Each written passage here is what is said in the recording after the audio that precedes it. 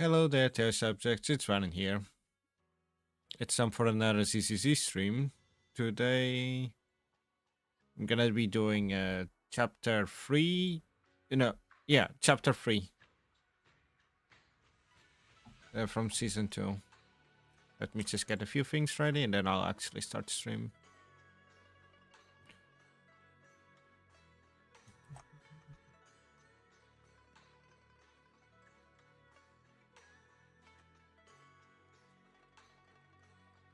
Okay, can close this. Open this. Now I'm ready. First things first. Let's check what's my daily fortune.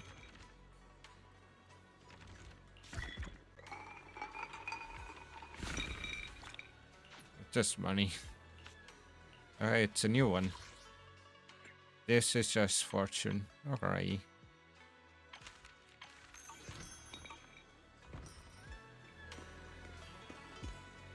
Okay, Chivofu's over there waiting for me to continue the story.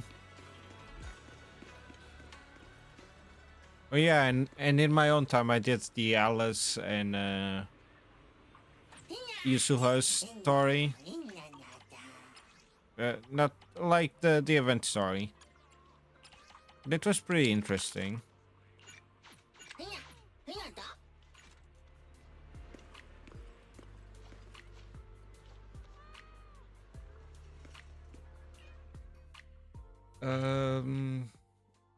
But yeah. It was a little bit, I won't say longer than I expected, but those freaking surf parts I did not like.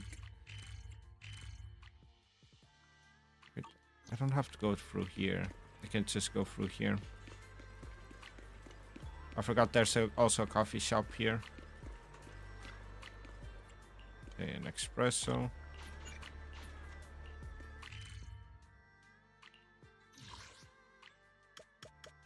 Chai club.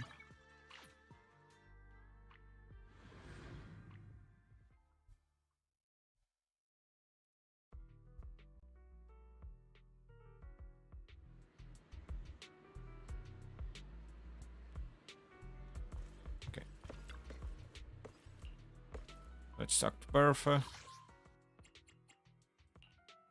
Let's do one ice, and the rest I'll do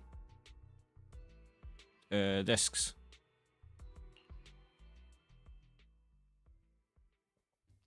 My team has slowly been coming along. I have noticed slight differences.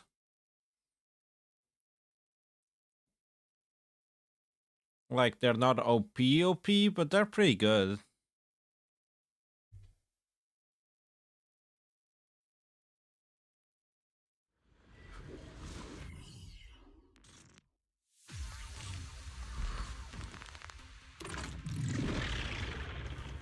Okay, wait a few seconds for this enemies to load.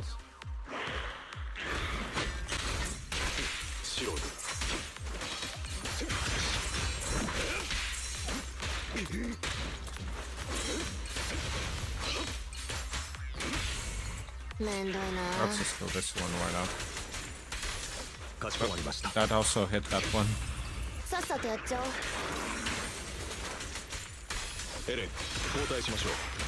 Did it launch the bamboo or what happened over there?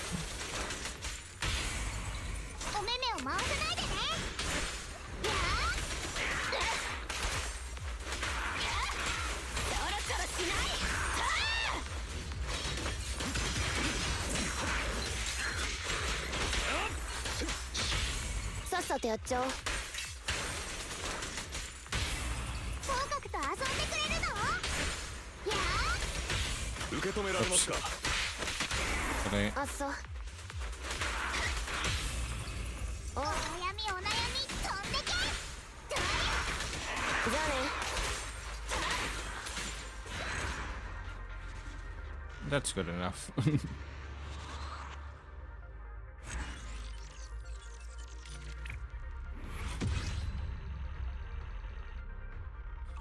let's end this for now.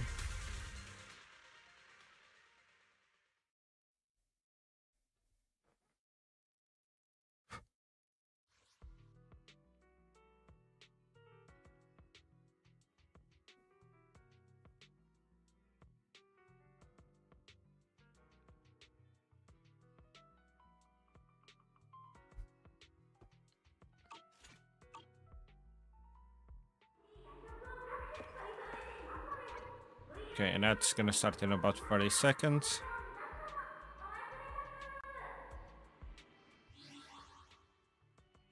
Let me check if I can level up any villain skills. It's over here. Nah, I would need a little bit more. Well, I can just do this. Why not?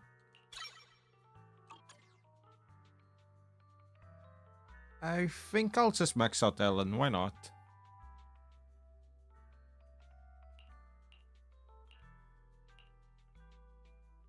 Because since she's the main damage dealer, she's the one I'm gonna be having on the field most of the time.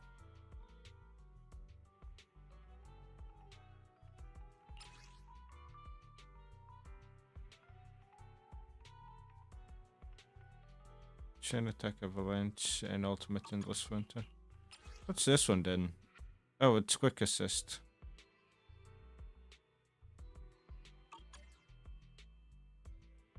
I thought this also counted chain attacks, but I guess not.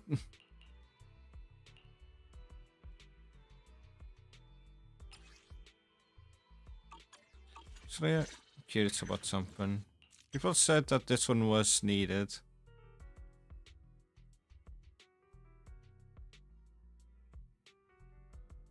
Oh, okay, that's why. It increases the amount of flash freeze charges you get for her, and by a lot.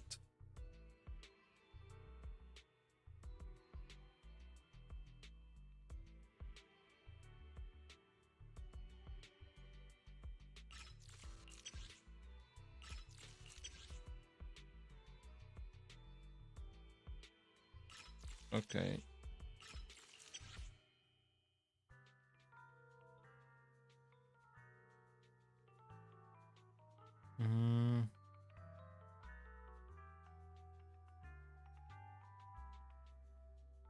Okay. This one. The most important one would be this one from the looks of it. The third one... Oh, no. The second one? The second one can also be good. But the first one is the one that's most important. It's not like I'll get her anytime soon. I kinda wish I could grind for shards or whatnot. But that's not how your verse games work.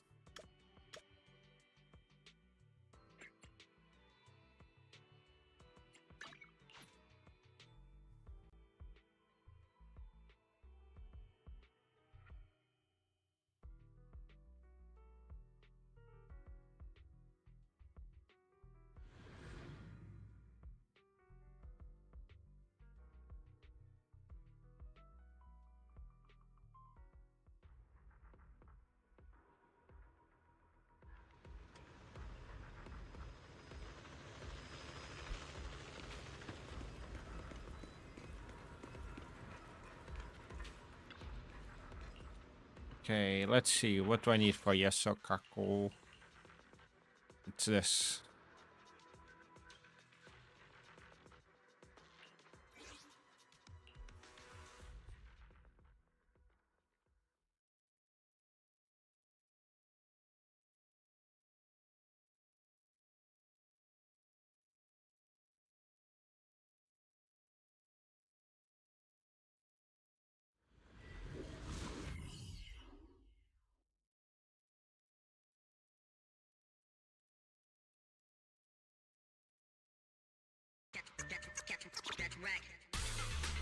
Jet Dragon.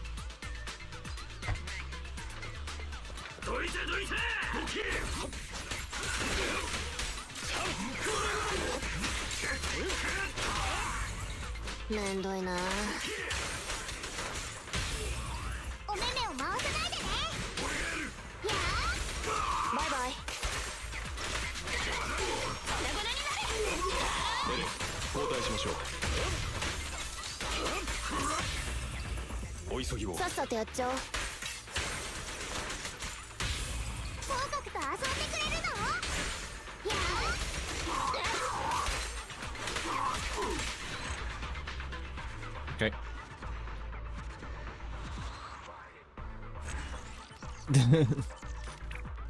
Hey there, Vent.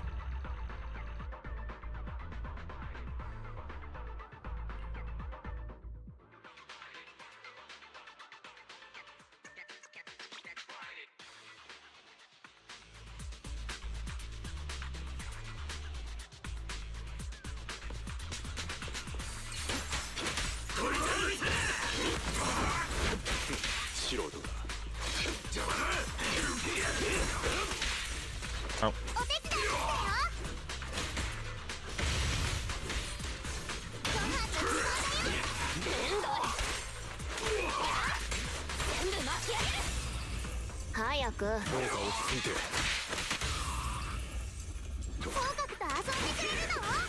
How are ya?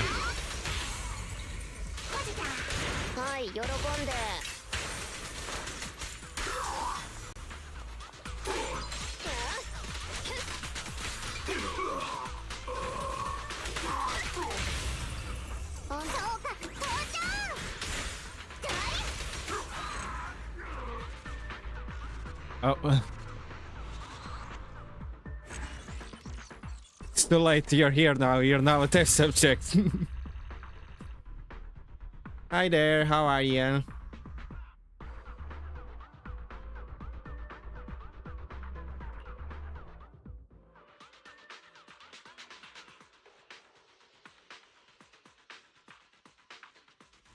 I'm also good.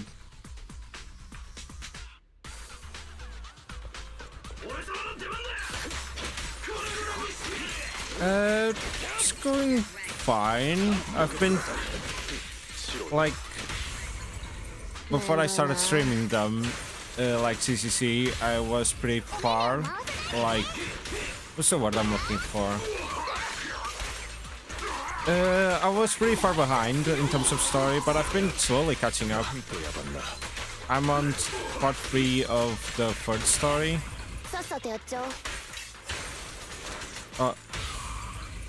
I mean, I'm on fighting and talking at the same time is confusing my brain. I'm on the part 3 of the second season right now. Well, I'm gonna start it today. So 2 more chapters and then I can finally like catch up. What about you? Are you like a ZZZ expert, or are you starting out, or do you just watch other people play it?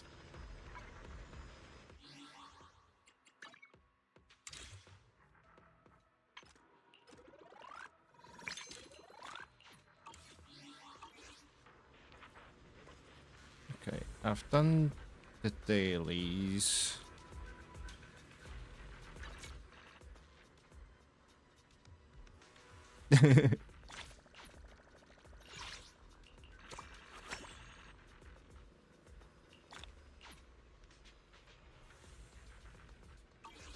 I mean, Piper is pretty cute, so that's understandable. I did want to work on Piper, but I've never like... I have so many teams I have to work on.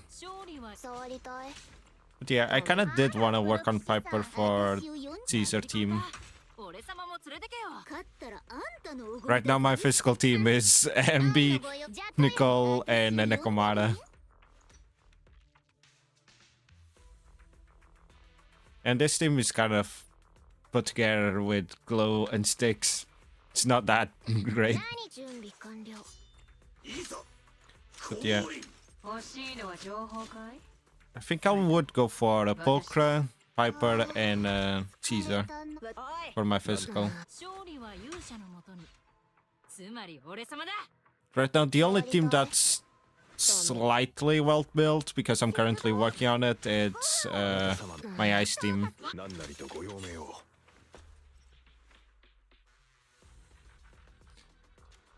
I also want to work on my fire team. Before it was... my fire team keeps changing members. Because like, first it was Coletta, Ben, and Soldier 11, because those were the only ones I had. Then I got Orphe and Magus, So I was gonna change Soldier 11 for Arfi. And then I got Chufufu, and I'm like, God dang it. Now I'm gonna have Chufufu, Orphe, and Lucy, and the other team is gonna be Ben Coletta and Soldier 11.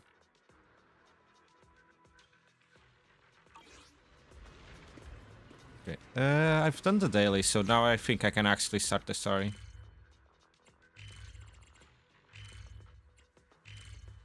What about you, Etro? I don't know if I'm saying that name correctly.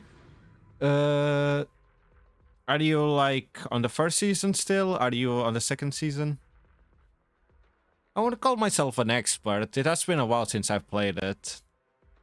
And I don't have any of the OP units that people mention.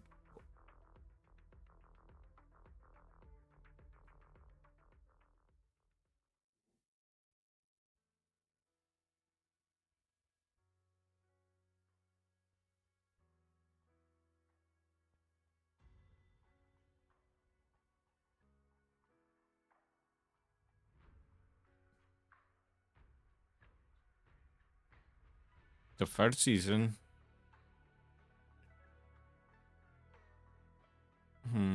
Is that counting the prologue? Because if you're counting the prologue, then you're on season 2.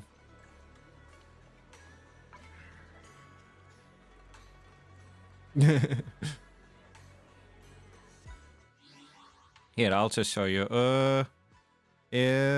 Internet journey. Okay. So yeah. Okay, this was season 1. I'm pretty sure you finished it, considering that you're you said I'm over here. Stop trying to get the Hugo propaganda. Yeah. Over on here, which part of it are you at? You've met Shifu, right?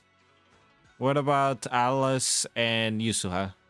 Have you, at the end? Okay, so you caught up, basically. Alrighty.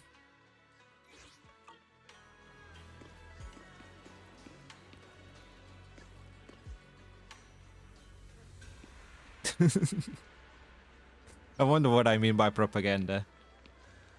Also, okay, you haven't completely finished it. Okay, Dylan, it's... Oops.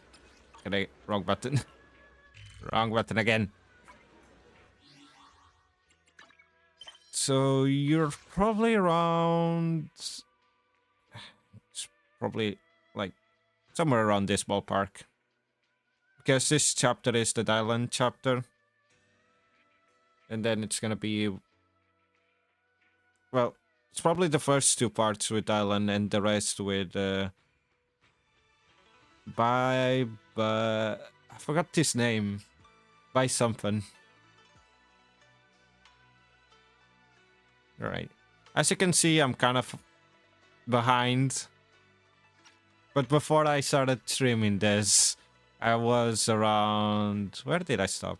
I did Caesars. I stopped around this ballpark. So I've been slowly catching up. Okay. Now it's time for actual story. Oh, it's you, Junior. Did you need something from me? What's up? You look like you want to say something. Come on, tell me. I've got your back. I've well been coming to see you a lot lately. Oh, you're asking about that. Well, since I flunked arithmetic, cramming at the last minute wasn't gonna cut it anymore. So I asked Junior Bell to tutor me. It's actually the opposite, isn't it? For Bell Slender. Huh? What do you mean? Tell Fufu about my recent observations. When Belle goes to see Fufu, she often brings snacks. No matter how you look at it, Belle seems more like the one asking for favors. Engineer, you were answering everything so smoothly just now. Looks like Belle was preparing for this. Wow, I can't believe you figured that out. Your siblings combined must have like 1,000 tricks up your sleeves. Sounds like an intermission. Alright, I'll tell you. It's about the perception technique. Although Shifu taught Belle the perception technique already, the flow of energy in her body hasn't been smooth, so I'm trying to figure out a way to help her. She didn't tell me anything at all. All she told me was that she never gets the chance to use it. Hey now, don't worry, your little sister is just moving at her own pace. Even if you're blood relatives, everything's different, you know? Junior Bell just said she didn't want to hold you back, and since she got trapped in the hollow once before, when her aptitude had yet to recover, she was worried you'd overthink things. That's why I helped keep it from you. Is there anything I can help with? She's been making crazy progress these days. She'll get the hang of it in no time. Just act like nothing's wrong. Nothing's up, okay? Oh, and if you've got time, could you grab me some Wuntang root from Peace Herbal? There's an old recipe from Yunkui's Summit that combines Wuntang root with other herbs into a paste that makes meridian flow patches. They boost blood circulation and work wonders for the perception technique. I plan to get Belle some too. Thanks, Senior. I'll get those herbs for you.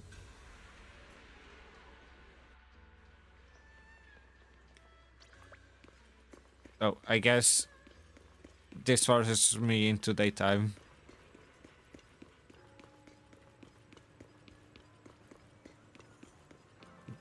No. Okay.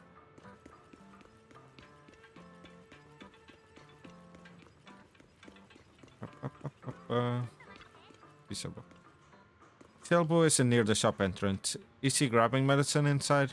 Come to think of it, I can faintly hear voices coming from within. Auntie Feng, I had no idea your husband and Grand Shifu were fellow disciples back in the day. An unexpected bond, indeed. That's right, even though I left the sect later on, our bonds remain strong. You're Shifu's generation of disciples. We practically watched them grow up, you know. Such a shame about young Yi Zhang. Gone too soon. I heard she exhausted her life force using the Kingming Sword to save Wife Peninsula. The Kingming Sword is a legendary weapon beyond compare. To harness such power, one must be willing to pay the price. It hasn't been easy, that's for sure, but from what you just told me, the Kingming Sword has found a new master. Looks like Yunku Summit's legacy is in good hands. Yes, very good indeed.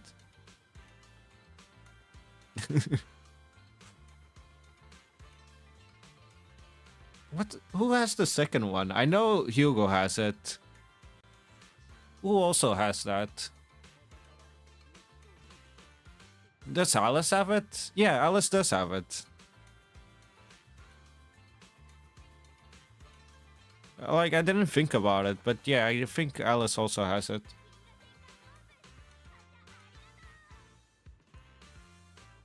Yeah. I thought so.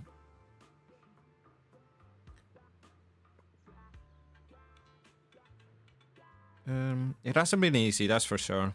But from what you just told me, the Kingming Sword has found a new master. Looks like the Inkui Summit's legacy is in good hands. Yes, very good indeed. Your medicine is ready. Please take care. Julian Wise, what are you doing here? I'm here to pick up some medicine. Is everything alright? Nothing major, I just haven't been sleeping well lately, so I'm here to get some medicine. It's an old problem. What are you here for, Junior? Wuntang root. Sorry, but we're currently out of Wuntang root.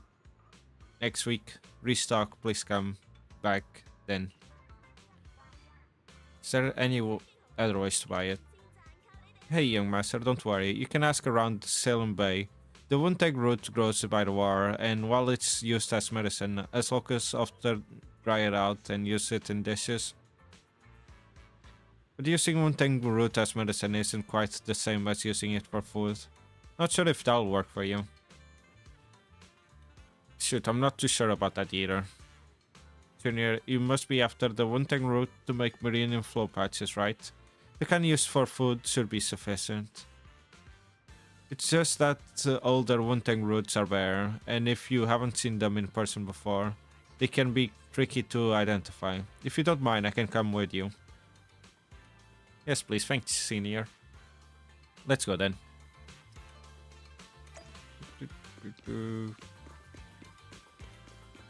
Should be... Wait, I have to... I'll just teleport here. It's a lot easier.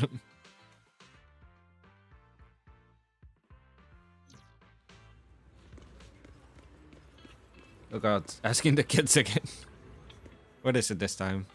Hey Wise, what brings you to Selim Bay? I want to buy some Wutang root. Do you know where I can get it in Selim Bay?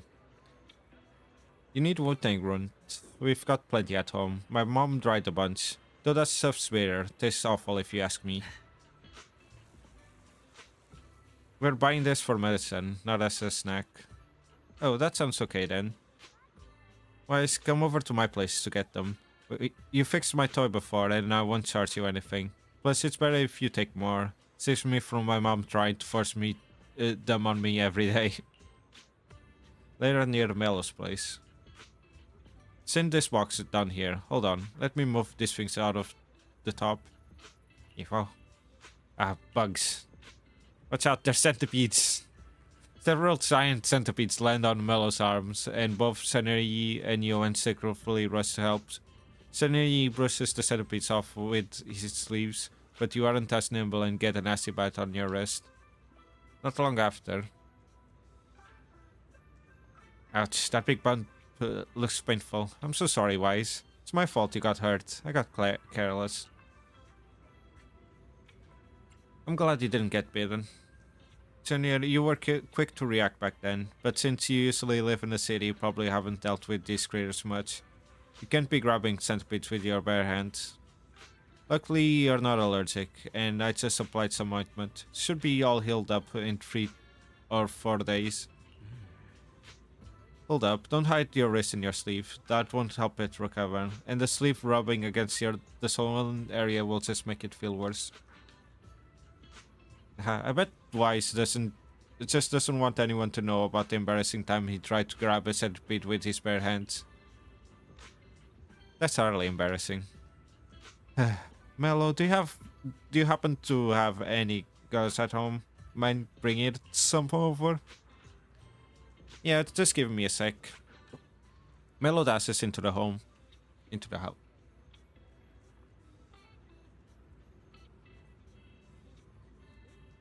I mean, Fant, this is ZZZ. You can't go applying normal logic. I'm literally talking to a half like human, half beast hybrid.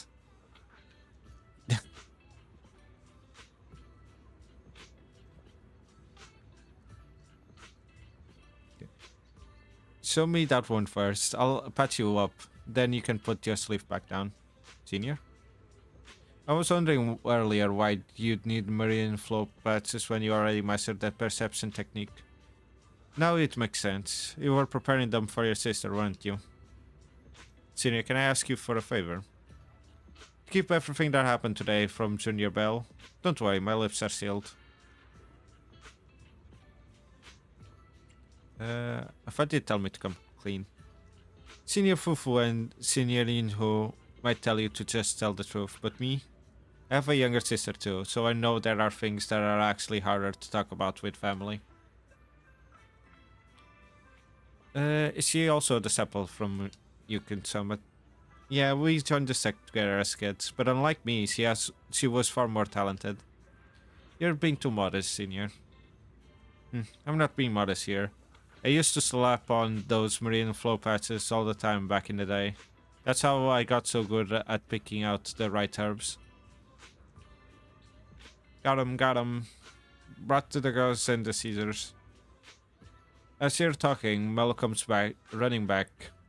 Senior Yi first treats your wounds, then helps you pick out some Wuntang roots.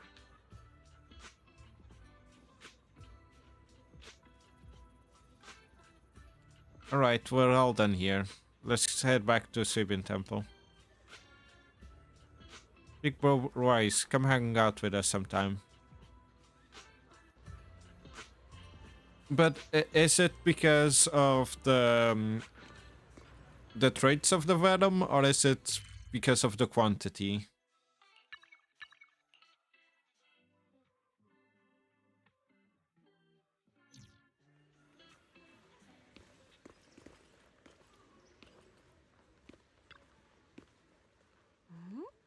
Otherwise, where did you run off to? I've been looking everywhere for you. You weren't even picking up your phone. Shoot, my phone was on silent. I feel that. The videotape inventory at home wasn't adding up. Took me forever to find where your logbook was, but it's all good now. Sorry, Junior Bell. I was at Peace Herbal picking out some medicine. I ran into Junior Wise here and helped me sort out the herbs.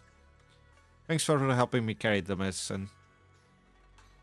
I'll hand the one-time route to Senior Fufu, so you don't have to worry about it. Thanks, Senior. I'll leave it to you. After that, Senior Yi leaves. Senior Yi went to Peace Herbal to get medicine.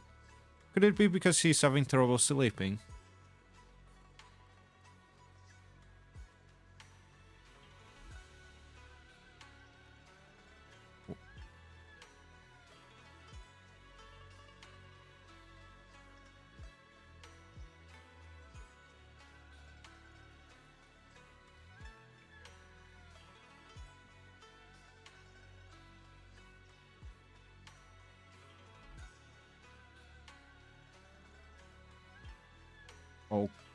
Okay.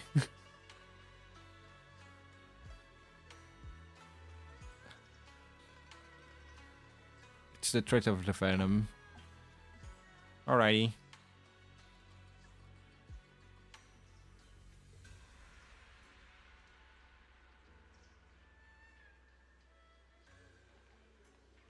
Also, hello, new person.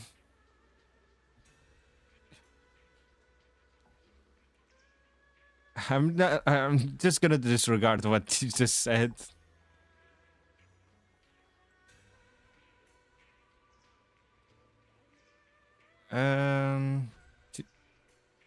Okay. You know about that too. Yeah, I heard it from Senior Yinho. Seems like Junior Yi's problem isn't just insomnia or being a light sleeper. He's been having constant night terrors. Is there something bothering him? I don't know. Why, you got the medicine together. Didn't you chat about anything during that time? Come to think of it, Senior Yi mentioned he had a sister. She's also a disciple of Yinkyu Summit. Wow, really? I wonder if Senior Yi's sister looks like him. Maybe we'll get a chance to meet her someday. Oh shoot, it's almost time for Fufu's arithmetic teaching sessions. I better get going. Yeah, you better hit those books hard. Yeah. Wait, I'm not the one working hard. Senior Fufu is the one who should be working hard. Alright, I'm out. Bye-bye.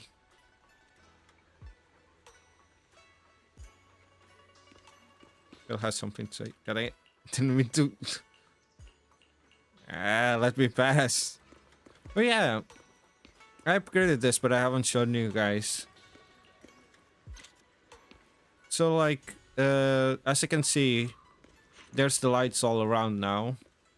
This changed slightly. I think it was the parents that got added.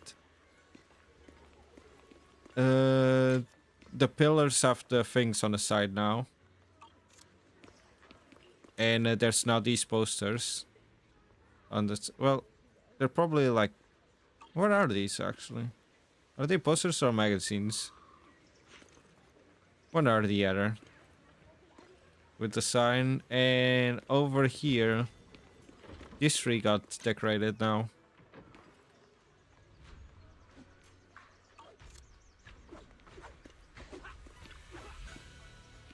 Well, it's looking over the message from someone. Her face turning serious. The kind of look that says, here comes another tough job. Your proxy instincts are telling you to turn and walk away. Why is perfect timing? God dang it. Talk about bad timing. The mayor sent a message earlier saying, give me a call when both of your siblings are together. An official message from the mayor usually means something big is about to happen. Should we contact him right away? Okay. Simulated signals from city administration surge through the encrypted line. After a few seconds of whispering white noise, a familiar image and voice emerges from the audiovisual device.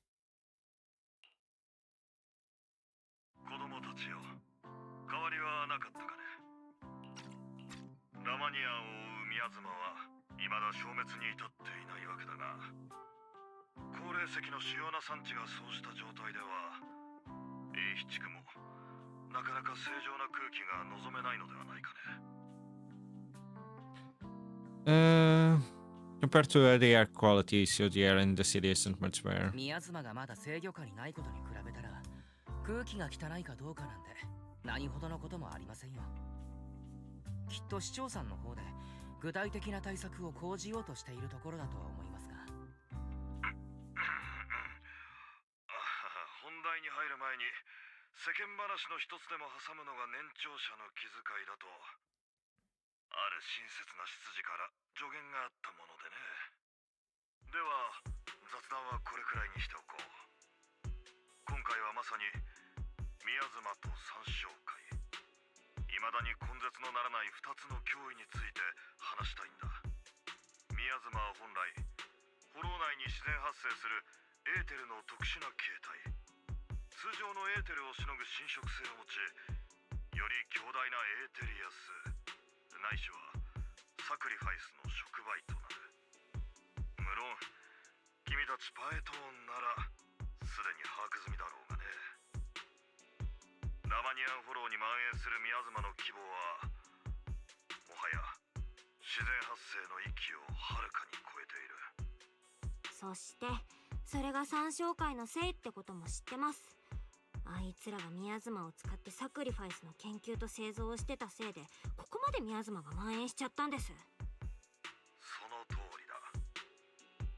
君たちに参加してもらった英七区を蝕む三笑会の陰謀の阻止並びにポーセルメックスの違法な操業への介入は英七区における三笑会の影響力を大きく削いだはずだった。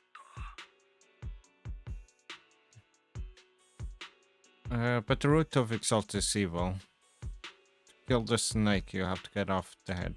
けれど三笑会のやったことは今でも英七区の人たちを蝕んでいて、ラマニアンフォローの宮妻も一向に弱まる気配がない。今回君たちに連絡したのは他でもない。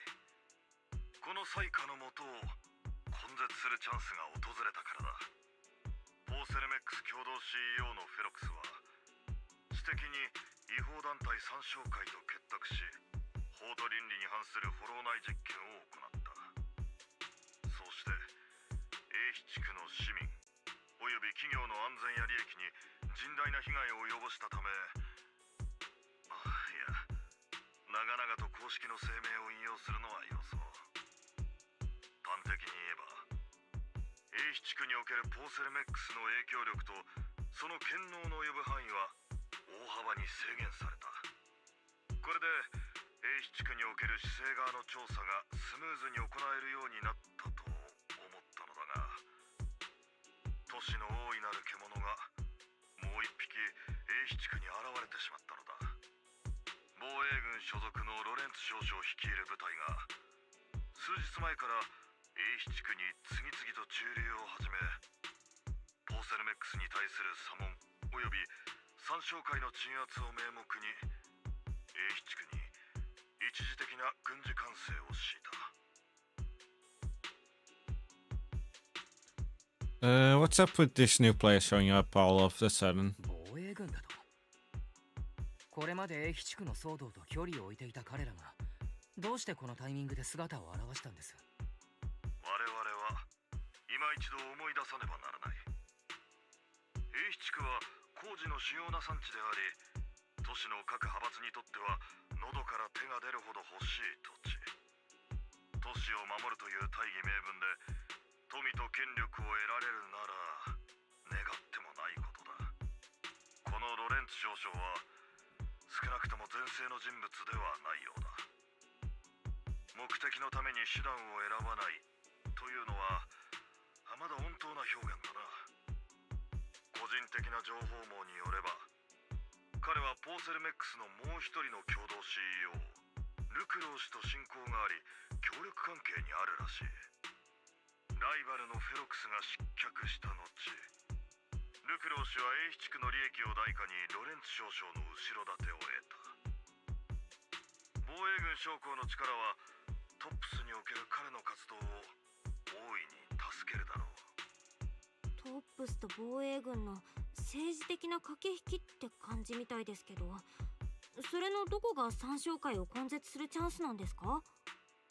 防衛軍が市政に提出した行動計画書において、三将会の撲滅は最重要項目として挙げられていたからだ。これは彼らが英地区に展開する最も正当な理由となっている。もちろんロレンツ少将が本当に町を守るために行動をしているかはいぶかしんでいるが、問題はポーセルメックスと防衛軍によってすでに混乱状態にある英地区に市政が介入することでさらなる権力紛争に発展するということなのだ。自らの高潔を誇るわけではないが、この一時の利益よりも市民の安全を優先すべきなのは確かだ。故に今回は市政であれ雲岳山であれ直接手を出すことはできない。そこで君たちだ、パエトン。It's time for the protagonist to take the stage. That's such a corny line. またしても僕、パエトーンの出番というわけですね。伝説のプロ棋士、アンダーグラウンドの無法者、謎めいた研究所の最後の生徒、うつろ狩りの救世主、メイフラワー市長の最も頼りになる助っ人。他にはそんなにたくさんの人ではいらないと思うが、とはいえその通りだ。そろそろ主人公に登場してもらう頃合いだろう。防衛軍の部隊一覧にはオボルス小隊の名があった。彼らの活躍は私の耳にも入っているし、攻守ともに君とつながりのある隊員がいるのではないかね。きっと頼もしい味方になってくれるだろう。そして彼らの今作戦における指揮官、三将会とポーセルメックスを追求する過程で協力したイゾルテ女子のことは君たちもよく知っているだろう。じゃあ私たちは今回防衛軍のプロ棋士として三将会の掃討作戦に参加するってことですか？そういうことになる。とはいえプロ棋士という単語は防衛軍の報告書にふさわしくないだろう。君たちにはこれから特任フォロー技術顧問兼視聴好き軍事行動特派員として彼らを訪ねてもらう。Okay, not the special investigator again. どうか理解してほしい。公的組織は得てしてこうした冗長な肩書きを作りたがるものなのだ。時に役立つこともあるとはいえ、君たちの案の方がいくらか格好がつくかもしれないな。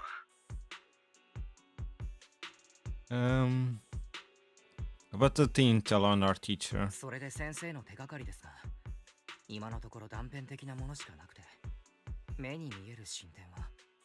そうだな。カローレ君に関する情報は未だつかめていない。防衛軍が許す限りではあるが、君たちはこれまで通り彼女の行方を自主的に調査してもらって構わない。防衛軍方面とイゾルテ女子にはすでに連絡を入れてある。具体的な行動プランと諸事項は彼女以下オボルス小隊を交えて直接話し合ってもらえるだろうか。では私は政務が立て込んでいて、君たちは任務を任された身だ。これ以上時間の浪否はできないな。改めて順調にいくことを祈っているよ。Taking down the Exaltis, the defense force, looks like this job won't be easy. I hope we don't run into any trouble. But hey, we get to team up with Double Squad again. Soldier 11 and Trigger will be happy to see you too, right, Wise? And of course a couple of new acquaintances we've crossed paths with before. But before heading out, maybe we should let Tishuan, Shifu and the others know.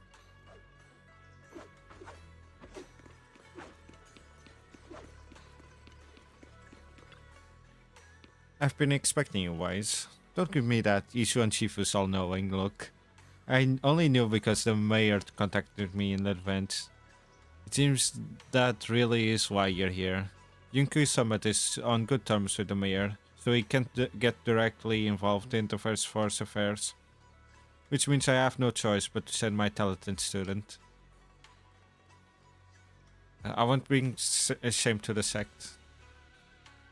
Saving the sect is the least of your worries. The Exaltis play dirty, and the defense force throws its weight around.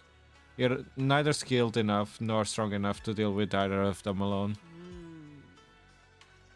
That's why you have to act with the utmost caution. Your safety has to come first before you try to help anyone else. Alright, Suibin Temple isn't going anywhere. Get a good night's rest here tonight, then go take care of what you need to do. Remember, if you get to any trouble out there, just give them your Shifu's name. You carefully calibrate the HCD device in Suibin Temple's inner chamber, then spend some time chatting with your senior brothers and sisters. Before you realize it, night has already fallen.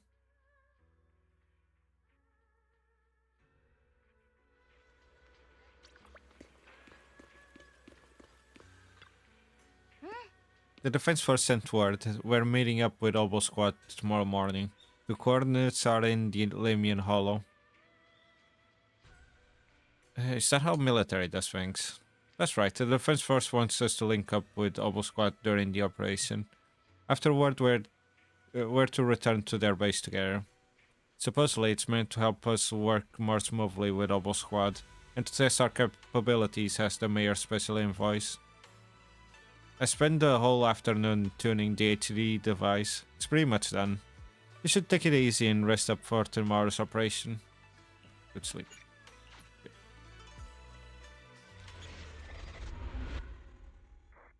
I guess now it actually counts as the start of the chapter.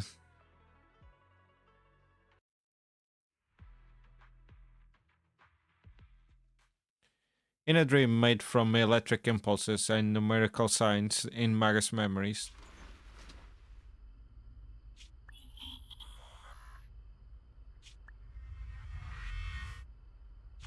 今回町の中心部を突如ホローが襲った。オブシディアン大隊が速やかに支援しなければ長くは持たないだろう。やれやれ、これだからヘリオスの注意報は当てにならないんだよ。平気さ。俺たちが手を焼いたホローなんて今まであったか。私たちが守るべき路線は民衆と救援物資を運ぶための重要なルート。一歩下がればそこには市民たちがいる。決してここは落とすな。鬼火、遅刻なんて珍しいじゃないか。いつもなら隊長のブリーフィングには絶対遅刻しないのにね。さては皆のために装備の最終点検をしてくれたのか。とはいえ遅い。遅刻は許されないぞ兵士。オブシディアン大隊所属アガメムノン小隊全員到着であります。オブシディアン大隊所属アガメムノン小隊支援を要請する。アガメムノン小隊支援を。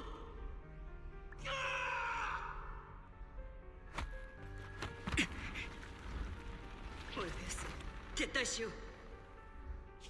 撤退だと。なぜだ。まだあいつを殺してない。何としてもあいつを。逮捕。私は雲岳さんのもの。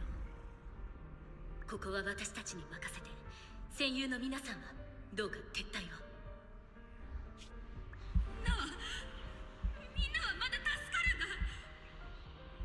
それに後ろには市民がいる。ここで引くわけには。引くわけには。それでこれで終わりか。仇は撃つ。仇、ホローを相手にか。全てを相手にいる。もう失ったのか。何もかもを。隊長、鬼火隊長、鬼火姉さん。鬼火姉さん、また夢を見たのでありますか？知能構造体は夢を見ない。あれはただストレージの隅に残ったキャッシュの断片に過ぎん。つまりまたあの時のことが夢に出たんでありますね。夢は見ないと言っただろう。オルペウス、学業を諦めて軍に入ったのは幸いだったな。お前があのままメーティス総合学校にいたらどうなってたか。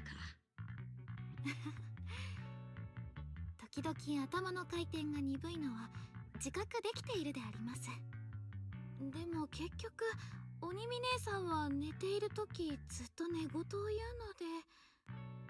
ので。寝てなどない。セルフチェックだ。それと前にも言ったな。軍の中では役職で呼べ。あと盗み聞きは趣味が悪いぞ。はっ、鬼火隊長、もう二度と寝言を盗み聞きしません。でもこんなに距離が近いわけでありますから聞かないというのも難しくて。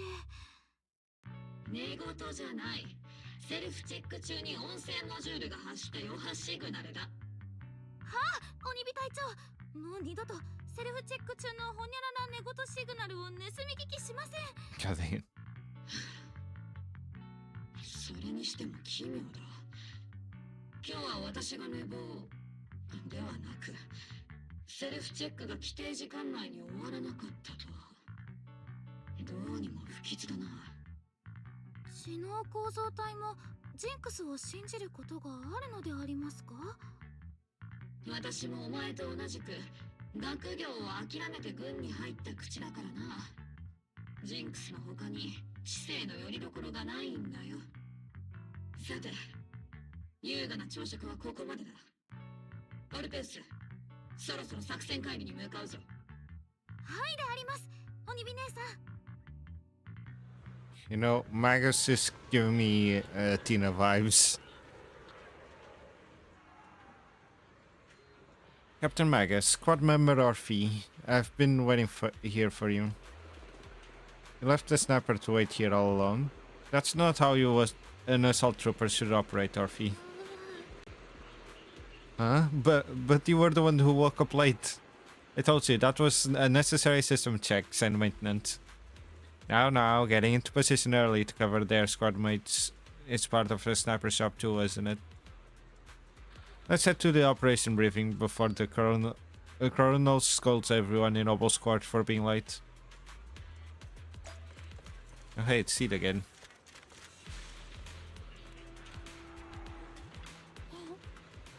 Obel Squad, assemble. Captain Magus. Even after all this time, Soldier 11 has remained disciplined and focused. That's what you call a model soldier. Huh? Aren't I a model soldier? You see, you're a soldier too. If you joined the scouts, Seed, you'd definitely be an honor scout. I feel like there's a memory somewhere in the past. Something about being in the scouts. If I weren't busy taking care of Seed Senior... Seed, sir. I'd absolutely be an honored member. Captain, we've got about 12 or 13 push-ups worthy of time before we're late for the operation briefing, depending on where we're doing them one-handed or two. Let's hurry to the operation briefing, or we'll be punished as problem squad members before we ever get the chance to become honored ones.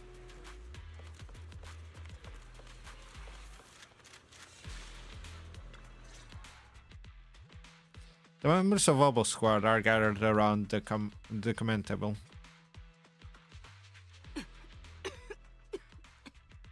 おはよう諸君。今朝のブリーフィングだが、三将会の拠点に対する突撃作戦について戦術的詳細を詰めるものになる。これまでの浸透作戦とポーセルメックスから提供のあった資料から、我々は三将会がフォローに設けたとされる連絡拠点のいくつかを把握している。だが連中の本拠地の位置や詳細な人員配置などについては依然として精度の高い情報を必要とするのが現状だ。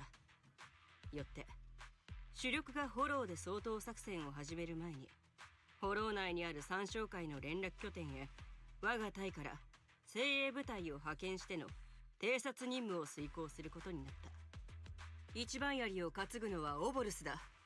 君たちの戦果が今後の作戦を大きく左右することになると肝に銘じてほしい。任せておけ、イゾルデ。鬼火隊長、すでに作戦は始まっていると言っていい。呼ぶときは階級を使うように。了解であります、長官殿。短い付き合いでもなし、この悪癖は大佐が一番よく知ってるだろう。鬼火です。隊長ったら今朝自分に同じことを言ったばっかりなのに。またこうして肩を並べて戦えるなんてな、イゾルデ。いや、イゾルデ大佐か。大佐、今回の作戦にはオボルス正体を支援すべく姿勢側から特使が派遣されると伺ったのですが。そうそう、トリガーさんが妙にウキウキしていたのであります。大変有能でとっても頼れるお友達が同行してくださるんだと。トリガー隊員の言う通りだ。今回の作戦は姿勢側からの客人がオボルス正体に技術顧問として同行することになっている。事前の段取りの通りに行けばフォローで合流することになるだろう。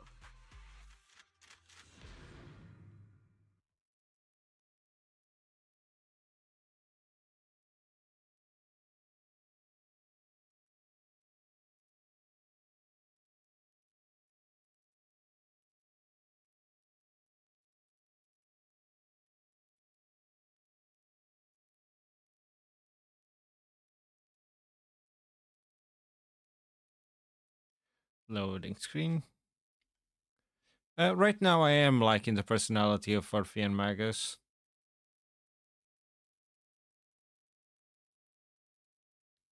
Specifically Magus, because I wasn't expecting their personality to be like that. I was expecting a more of a serious one.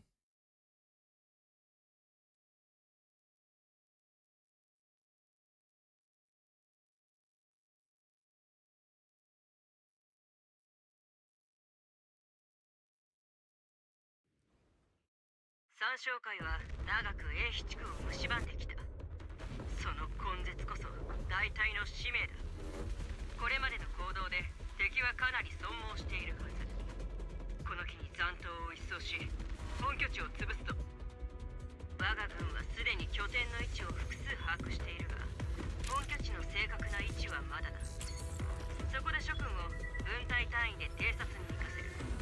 マッチロック分隊は正面突破と市長の技術顧問との合流およびデータ取得に協力。アイアン分隊は空から地上部隊に火力支援と情報を提供しろ。作戦コードはアイアンマッチロックだ。戦闘準備。 Wow, they did a face reveal for Seed. オボルス、目標のフォローに到着。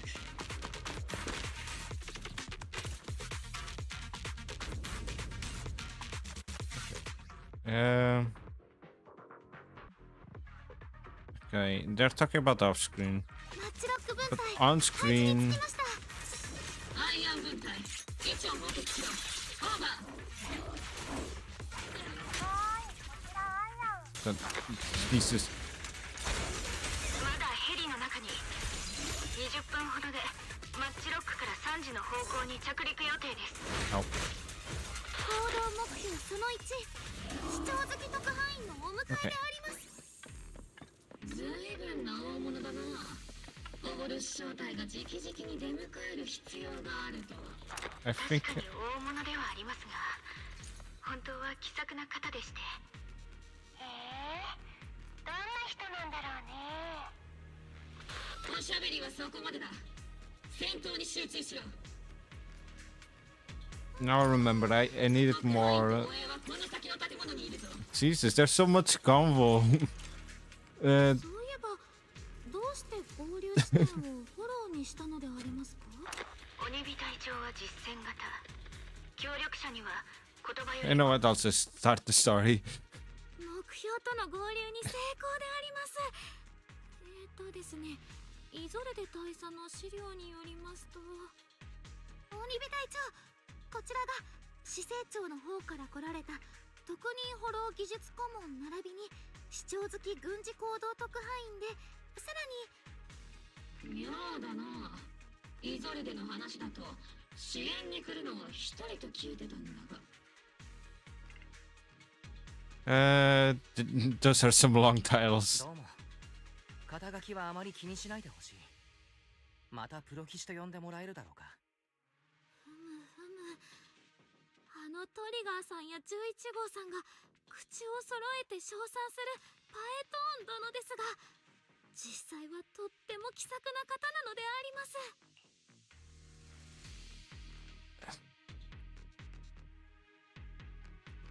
This feels like it's the first time meeting them, despite we met them like on the last mission.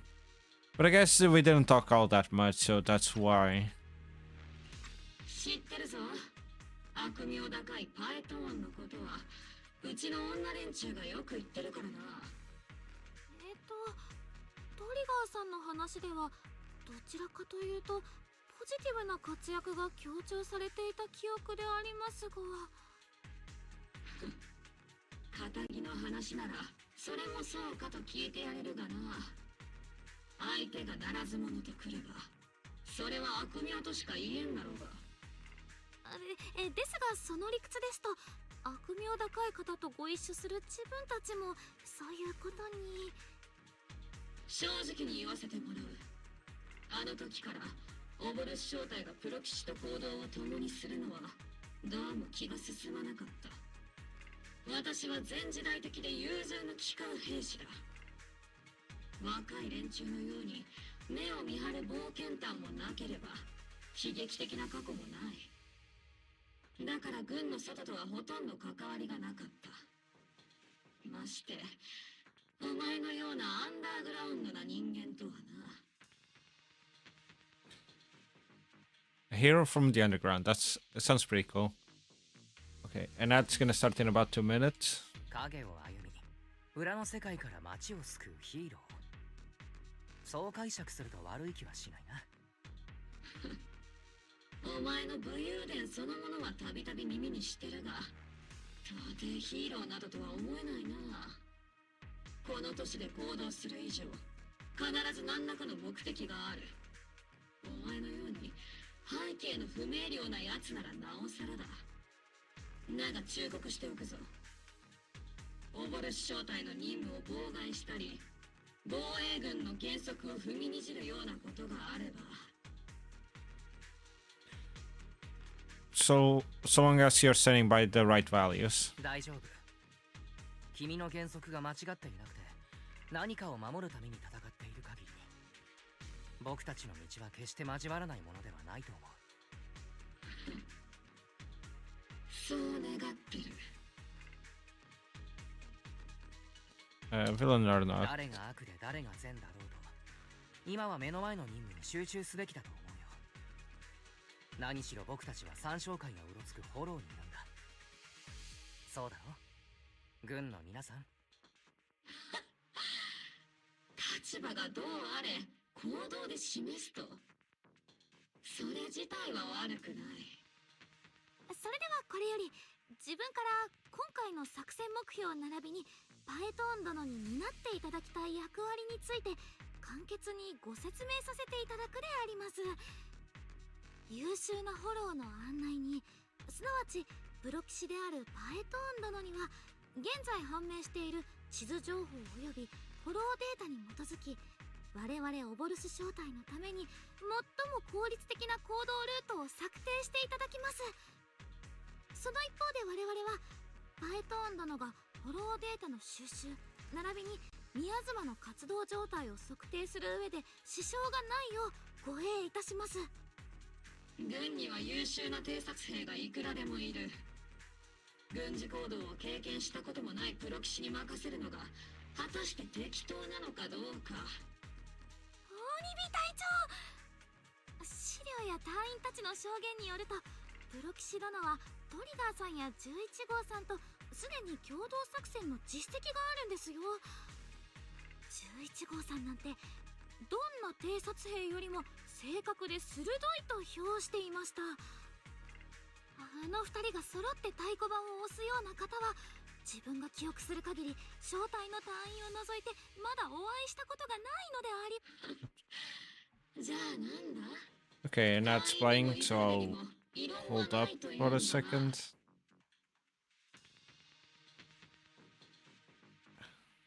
So far it's just been interesting.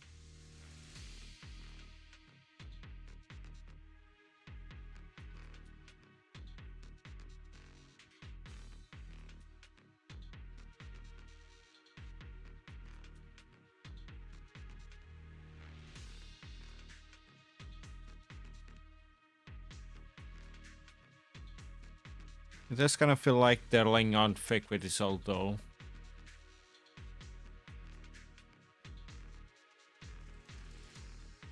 Like, I was slightly spoiled because I did fight an enemy that looks like that looked just like her on the main map, and on this chapter they literally just say that he's out for revenge. So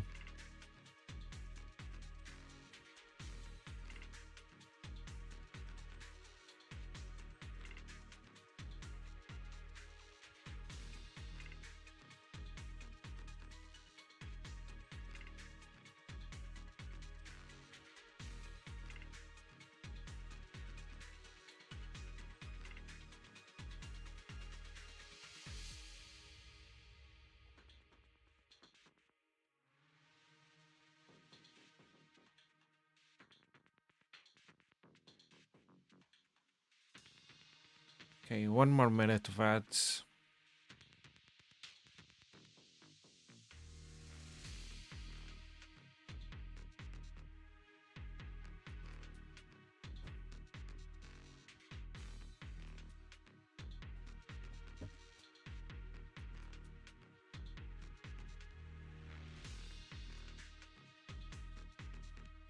Mm.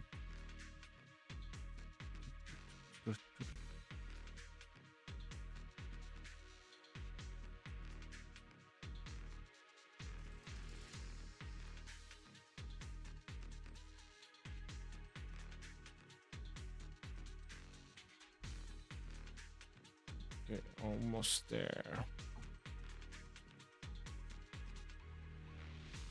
I really need to do triggers. I mean, it's zombies, sorry. But the trigger has been the one we've been interacting a lot, so I should really do their story one of these days. I might do it in my own time.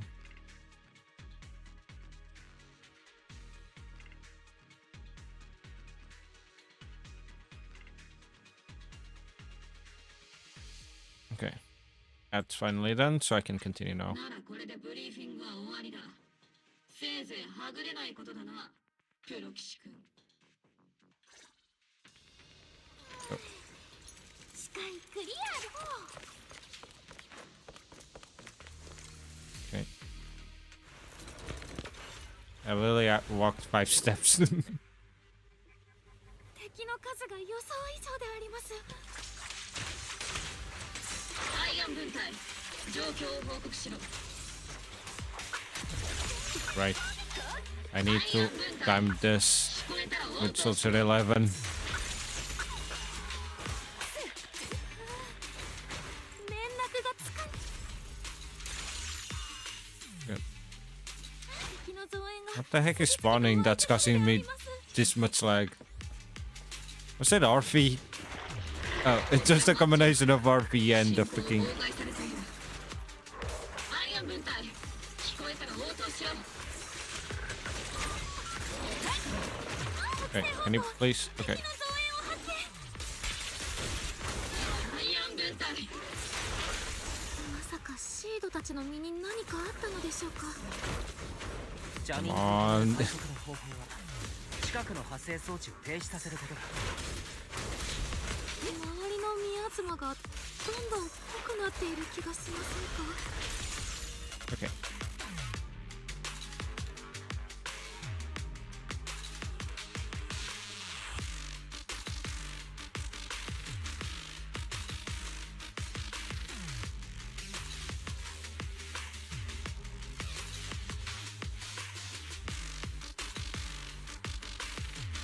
I'm thinking about it. Because Orphe, I think Orphe's an attacker, but she also like does stuff off screen. If I combine her with Chufufu, I can have like a main attacker, and those two can just do stuff off screen while I'm still with the main attacker. 僕たちは敵の真上にいるよ、隊長。目標を捜索中。 Yep. I'm gonna play with Seed.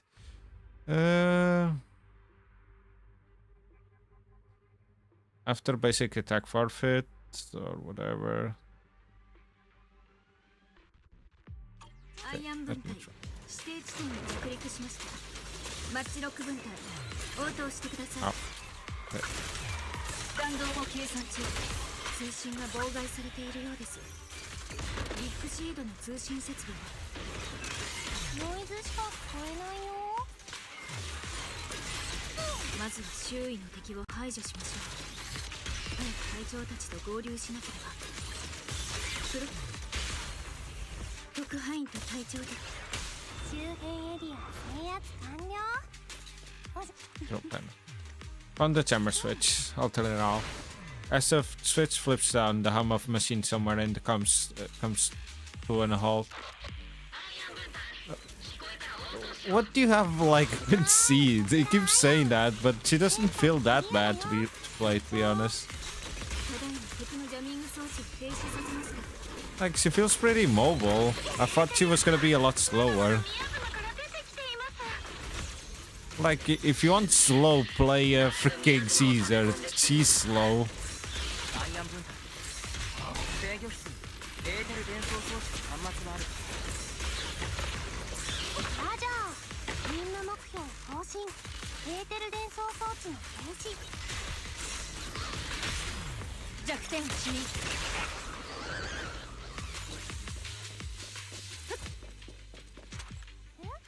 Okay, it's the switch linked to the ether transmission device. As a special decryption signal flashes from Caesar's data port, and the once turbulent ether in the transmission system grows still. Yes, we're switching back to Orphe, Magus, and Soldier 11. 火力支援。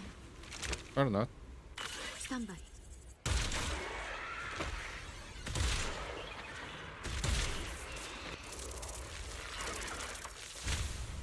ーテル伝送装置 No, yes, we are. これで宮妻の供給が断たれた。ああとは敵の残党を一掃し、合流地点に向かうだけだ。私たちの出番が来たぞ、オルペウス。マッチロック。敵残党を掃討した。That was fast. Dang it, I'm stuck. あの棺桶のようなもの、なんだか不気味であります。 This is a need for a research device built by Parcel Max. Alice calls it Obscura. Obscura? That was in the report we handed over to Command Isolde. Are these just regularly for research equipment? I doubt it's that simple. Anything tied to the Exaltus is bound to be suspicious. I felt something ominous too. Are you saying that Defense Force has some information on it? You'll get the intel when you need to know. For now, let's keep moving. What a difficult person to work with. Don't be discouraged, Mr. Special Envoy. I've been around the captain for a while and still think. Keep moving.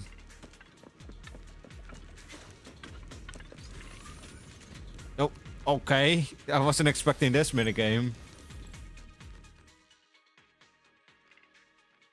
Okay, but like... that's your own fault.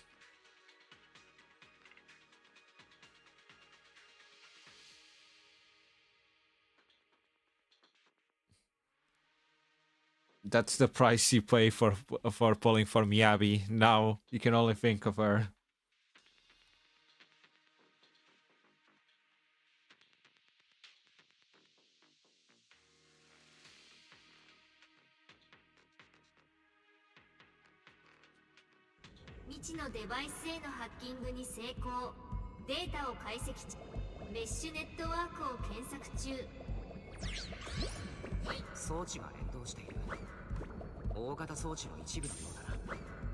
Nope. Point. Okay. Wasn't close enough. プロ騎士君はハッカーとしても凄腕のようだな。すごいのであります。休眠モード中に私の頭の中を覗くような真似は。いやいや、そんなモラルに欠けることはしないさ。I have standards. That sounds like an insult.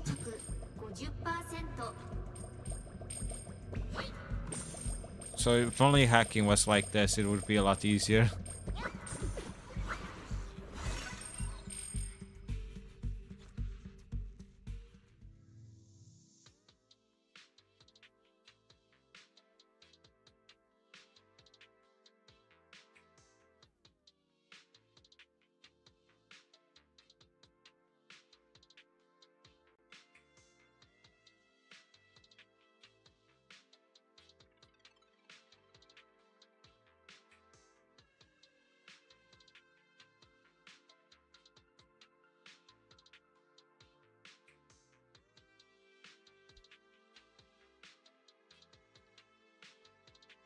Okay.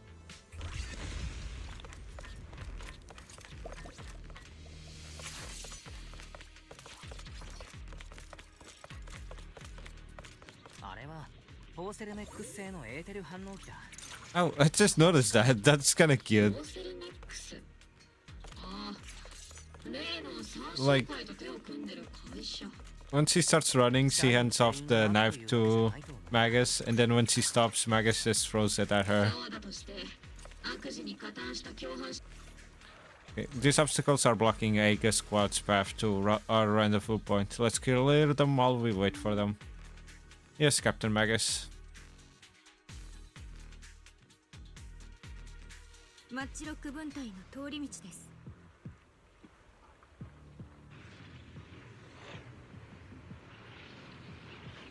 今回の任務は順調だったな。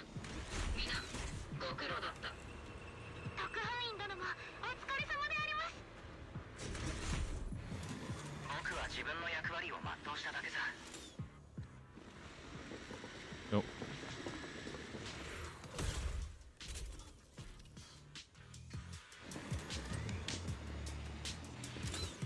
Why did it not show Trigger? Is Trigger like somewhere up there?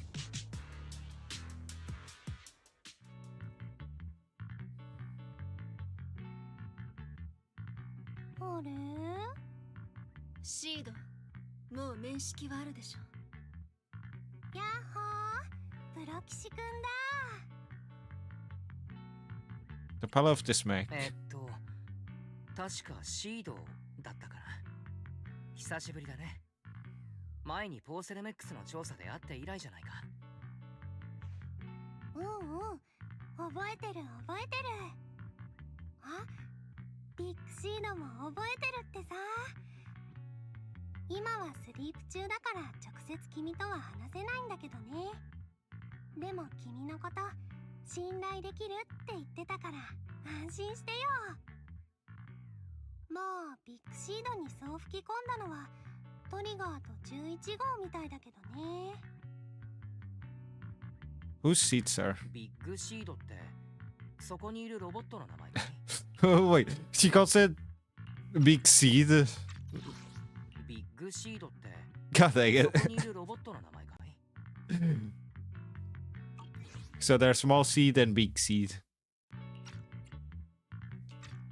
ふふん、ただのロボットじゃないよ。ビッグシードは知能構造体だよ。そんじょそこらにいる外骨格タイプの乗り物とは根っこから違うんだから。プロ騎士くんからは僕と同じ匂いがするし、こっちの方には詳しいと思うんだけどな。さてはプロ騎士くん、学校では真面目に勉強してなかったな。Strictly speaking. 学校にはきちんと言っていたよ。まあ厳密に普通の学校とは言えなかったけれど。ペロ、これは嘘の味。あなたたちなかなか独特なやりとりをするのね。You're not much better, Soldier 11. そういう11号こそ防衛軍というかオボルス小隊のみんなは常に独特なチャンネルで会話するよな。ええ、ルイは友を呼ぶと言うでしょう。11号ったら鈍いな。プロ騎士くんは褒めてないよ。シードに11号、あの二人の電波を拾えるとは。お前のアンテナもなかなかだと言わざるを得ないな。電波？シードと11号さんも知能構造体でありましたっけ？だが小娘たちを手なずけたからといって調子に乗るなよ。上官として私は最大の警戒を持ってお前を注視してるからな。とにかく悠長に雑談してる場合じゃないんだ。我々はまだ戦場にいることを忘れるな。まったく三将会の連絡拠点を見つけこそしたが、ここには取り残された物資があるだけだ。連中の本拠地に関する位置情報、プロ騎士君の欲しがってた研究データ、そのどちらも取り逃してしまった。Leave it to me. 短い時間でこれだけの物資を移送するなら裂け目を使うのが一番効果的だ。三将会は長い時間をかけてラマニアンフォローに根を張ってきた。防衛軍が知らない裂け目の一つや二つあるだろうけれど、フォローの迷路を知り尽くす人間とくれば僕を置いて他にいない。パエトーンの魔法をお見せしよう。パエトーンの魔法、キャロットと言われるよりもずっと迫力があるのであります。これは大きく出たもんだ。連中に追いつく自信があるんだな。I'm Python after all. ああ、僕に任せてくれ。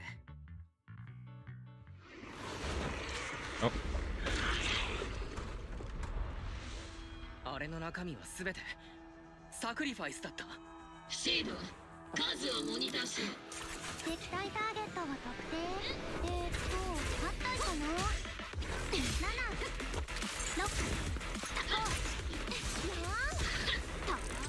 3、2、1。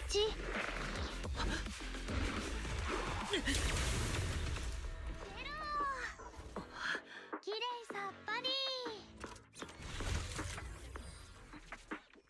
オボルス小隊作戦完了。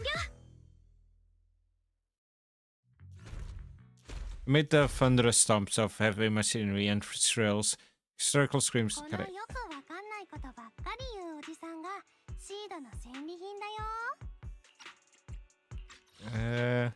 Shrills and hysterical screams. He brings in the Exalted captives. 最後の制裁は間もなく始まる。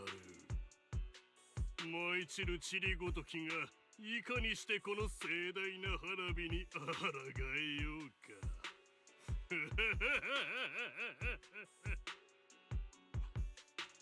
参照会の方はいつもこんな風に喋るのでありますか？なんとも難解であります。シード、黙らせろ。信仰も持たぬ知る者が。おーおー、ビッグシードったらいけないんだ。捕虜は大切に扱わなきゃダメなんだよ。このクズどもがやってきたことを思えば多少手荒くしてやるぐらいがちょうどいい。 That's how the Exalted operate. 参照会が普通の悪役と違うのは、僕たちが思いもよらないことを平気でしてくるところだ。それも全て始まりの主という存在への狂信ゆえ。とはいえ、どれだけ行動が読めないとしても、宮妻が彼らにとって重要な道具であることは確実だ。参照会を打ち破る突破口もきっとそこにある。だからこいつらは狂信者なのだ。エーテルを新エリートにあだなす毒へと変え、悪行にふけるクズどもに過ぎ。だったら見せてもらおうじゃないか。50口径の炸裂弾と軍用の高出力レーザーを前にしても同じように経験でいられるかをな。 Jesus, Magus. Calm down, Captain Magus. 落ち着いてくれ、鬼火隊長。参照会は確かに悪の組織としては役満だけれど、騙されているというだけで無実の人もたくさんいるんだ。だからとにかく参照会だからといって誰かで構わず炸裂弾とレーザーをお見舞いするのは少し待った方がいい。まだ何人も捕まえてないんだぞ。もうこいつらをかばい始めるのか。そっちが道徳の授業をするつもりなら私にだってレパートリーがあるぞ。雪崩が起きたからといって雪の結晶が責任を感じるものか。そうして悪党の肩を持ちたがるのはお前自身にも後ろ暗いところが。ストップ！鬼火隊長、ただいまの発言はイゾルデ大佐の定めた対パエトン用臨時言語規範鬼火専用閉じに抵触するものであります。はあ、そんなものがあるなんて聞いてないぞ。戦友に厳しい言葉を投げつけるなかれ、士気を下げるようなネガティブな言動は慎むべし。そう叩き込んでくださったのは鬼火隊長のはずであります。私はこいつを戦友だとは認めてない。だからノーカウントだ。少なくとも今のところはな。I don't need any labels or definitions. 背を預け合う戦友でも腹の探り合いをする協力者でも僕はどちらでもいい。今はやるべき仕事に集中しようか、鬼火隊長。望むところだ、パエトン。There's something urgent that needs our attention right now. それで言うと早速伝えておかないといけない情報がある。さっきオブスキラから出てきたのは参照会が作った生物兵器だ。僕たちはサクリファイスと呼称している。そしてそのオブスキラとそれを製造する工場はラマニアンホローの至るところにあるんだ。いや、どうもラマニアンだけではないようだ。ポーセルメックスが提供した資料にイゾルデが持ってた情報を合わせると、英比地区にも大量のオブスキラが配置されている。その数はざっと300は下らない。 300？ あんな怪物がそれだけの規模で襲ってきたとしたら、たとえオブシリアン大隊が総出でも。いくらオブシディアン大隊が総出でもあのブサイクな怪物の餌食だろうね。この情報は直ちに軍へ報告せねばならない。三将会の企みは我々の予想以上に凶悪かもしれないぞ。 I don't know, like, considering how easy these two enemies were. Like, imagine it took them, like... They killed, what, 10 enemies in 1 minute? At least it felt like it. So, 300, it would be like 30 minutes. With just them working by themselves. It doesn't feel that much of a threat, to be honest. But I guess with those kind of numbers, it wouldn't be as easy to fight.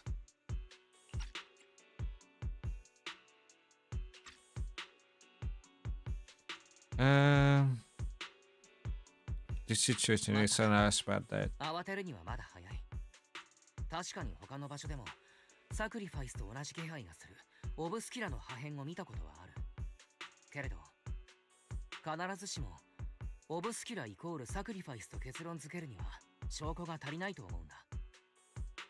僕が長期兵で見たオブスキュラも全部が全部サクリファイスの気配を漂わせていたわけじゃない。さらに重要なのはサクリファイスのような怪物を作り出すにはとてつもない量のエーテルが必要なことだ。300体分のエーテルとミヤズマを三将会が持っているというのはさすがにありえない気がするな。もしそうだったら新エリートなんてとっくに滅んでるよね。そうでありますか。今回の悪者がそこまでではなくて一安心でありますね。おいお前たち、勇敢さこそ軍人の誇りだ。忘れたか。でも隊長は以前そういうのは全部将軍たちのデタラメだと。プロ騎士君の言うことはもっともだが、だからといって遠飛地区のオブスキュラを生還はできない。必要な検査と巡回を速やかに手配しなければ。オブシディアン大隊はすでにラマニアンフォローのすぐ外に展開している。三将会のドブネズミどもも時間の問題だろうがな。Watch out for the last stage counterattack. They won't go down. とはいえ、何を考えているかわからない狂信者たちのことだ。急須猫を噛むということも大いにあり得る。みんな、くれぐれも慎重に行動しよう。私は軍に10年以上身を置いてきた。その程度のこと、思い至らないわけがないだろう。鬼火隊長はプロ騎士殿のリマインドに感謝しているのであります。断じてそういう意味ではない。The military operation has started. You are to provide cover for the Overseer ritual. Every action leads us closer to meeting our Lord. Everything for the Creator, Lady Sarah.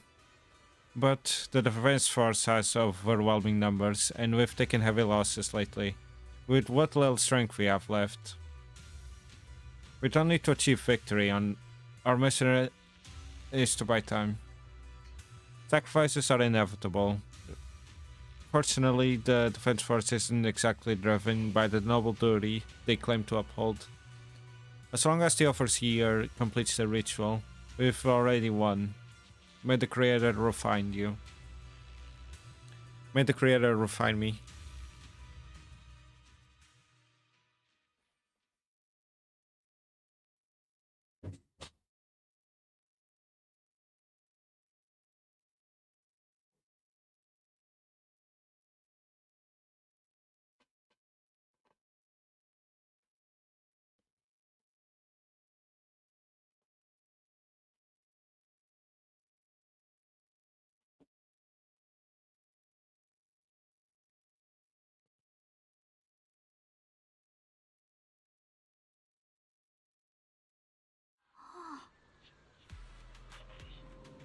The Obsidian Division has temporarily taken over Seagaze Road as our base of operations.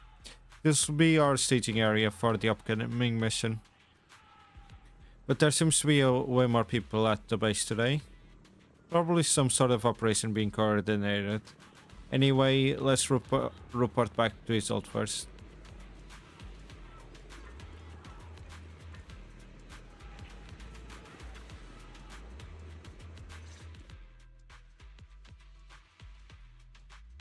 結局偵察任務は問題なく完了した。我が隊は死傷者もなし。オボルスの火力を前にして三将会の連中なんぞお話にならなかったな。およそ秩序だった動きもしなければ知恵が回るわけでもあるまいに。対フォロー行動部や治安局がどうして手を焼いてるのか全く理解できん。ま、イゾルデ大佐の緻密な戦略の賜物だがな。それにプロ騎士殿の活躍も無視できないのであります。トリガーさんや11号さんがおっしゃっていた通り、いえ、それ以上だったかもしれません。インターナットの噂は本当だったんでありますね。はあ、オルテウス、お前私に隠れてインターナットなどという違法サイトを閲覧してたな。お助けであります。鬼火隊長、慢心はするなよ。君たちが今しがた相手にしたのは三将会の中でも廃山の兵に過ぎない。分かってる。連中の本拠地があるホロー内座標は確保済みだ。正面からぶつかろうと問題ないが、オブスキュラやらサクリファイスやらは依然厄介だな。市内のオブスキュラ捜索は私と駐留部隊で対応する。君たちはフォローでの任務に集中してくれ。竹は末から木は元からという言葉がある。あの三将会のことだ。そんな動きすらも我々の注意をそらすための陽動とする可能性がある。それはそうとプロ騎士、フォローでの働きは相変わらず見事だったと聞いている。どうだい、オボルスとの共同作戦は。鬼火隊長が無礼を働いていないといいのだが。Or already being dis I'm already being recruited. God dang it. I'll have to give that some thought. ああ、そういえば鬼火隊長はこんなことを言っていた。パエトーンは悪党だから50口径の炸裂弾や軍用の高出力レーザーでおもてなししなければと。おい、やめろ。都合よく話を切り張りしやがって。この実直だけが取り柄の銃を貶める気か。そうかそうか。どうやら私の定めた対パエトーン用臨時言語規範はあまり役に立たなかったようだな。すべては自分が心を強く持たなかったせいであります。ですからどうか鬼火隊長を軍法会議にかけることだけは何卒ご容赦いただきたく。But Captain Magus has actually been very cooperative. 確かに言葉では少し手厳しかったけれど、鬼火隊長とチームのみんなは真剣に僕の任務をサポートしてくれた。軍用レーザーだって実際はとても心強かったしね。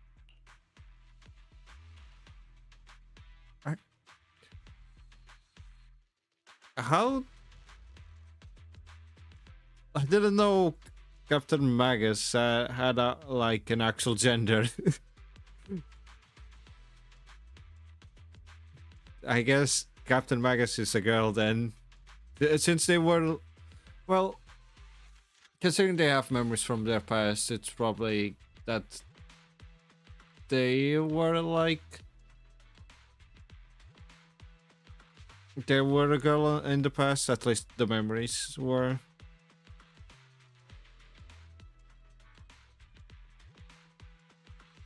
But what about like ZZZ? Like, is it an actual boy or is it, or is that, does that not count? Does that not have a gender?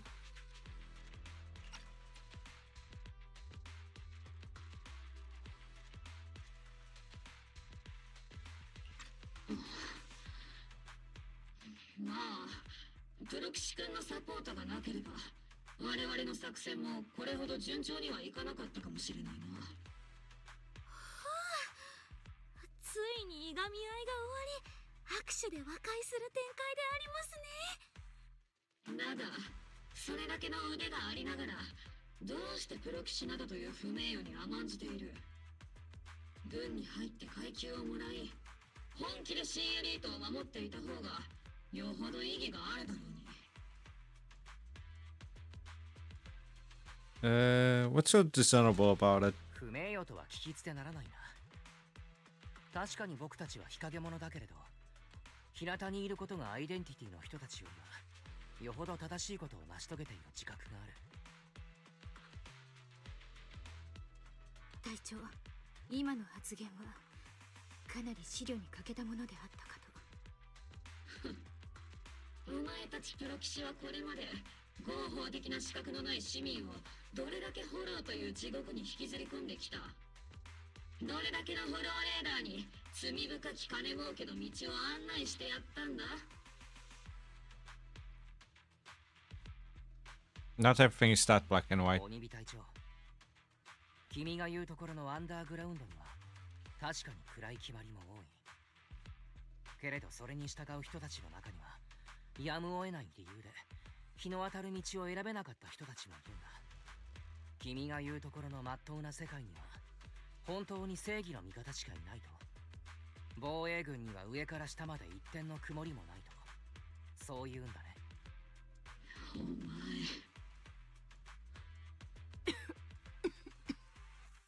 前もういい。鬼火隊長もプロ騎士君もその辺にしておくんだ。君たちが正義の味方なのならな。憎まれ役は鬼の形相をしたイゾルデ大佐だけで事足りるだろう。またしても隊長、イゾルデ大佐にやり込められてしまったのであります。プロ騎士くんもお子ちゃま扱いだね。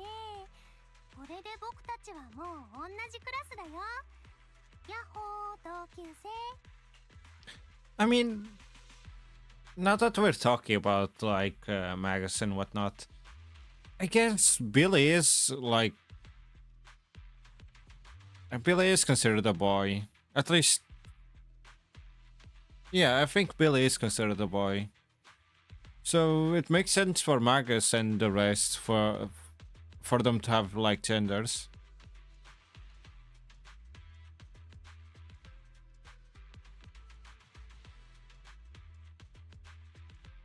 What's it like? But huh? Does that mean that any robot we've encountered before has a gender?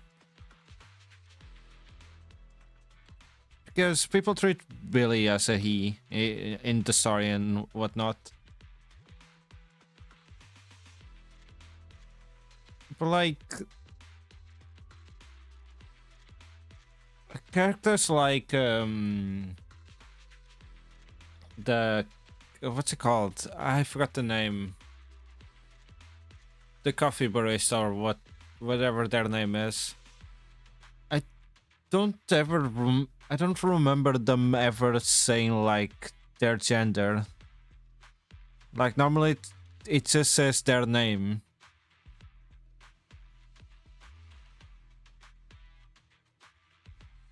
But it might be a case of like even robots are gendered in this world. Like any robot.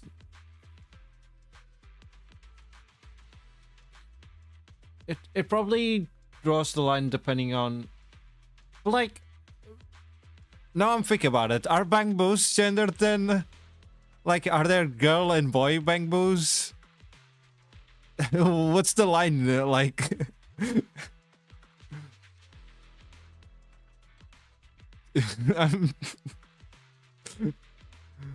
I randomly started thinking about this and now I'm like thinking, whoa. What's the line between like something being gendered or not? Like, do they just have to have like intelligence for them to be gendered? But that would mean bang boos would be gendered. Is it just a case by case scenario?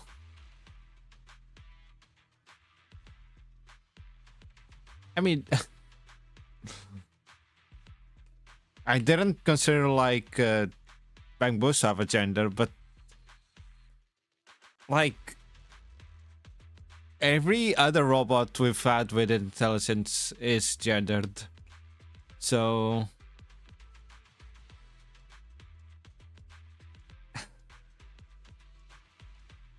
I mean, they can have whichever gender they want. I'm not saying like they have to specifically go for a specific gender. I'm just curious if they're actually gendered or not.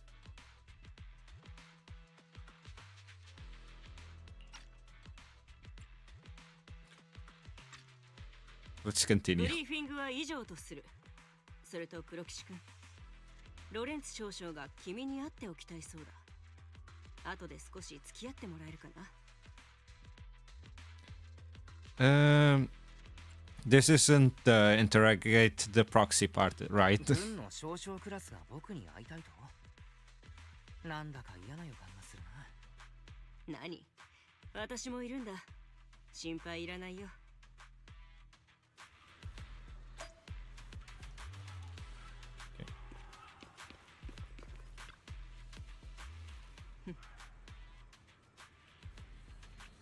Adjutant, sir. The Major General guest has arrived.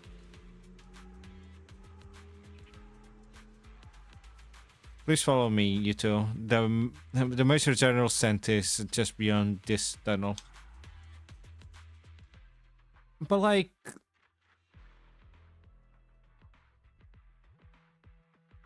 Isn't that Bang Boo supposed to be a magical girl in specific? He followed the adjutant's lead and headed with his sword into the Major General's tent on the other side of the tunnel. 少々閣下、お客様です。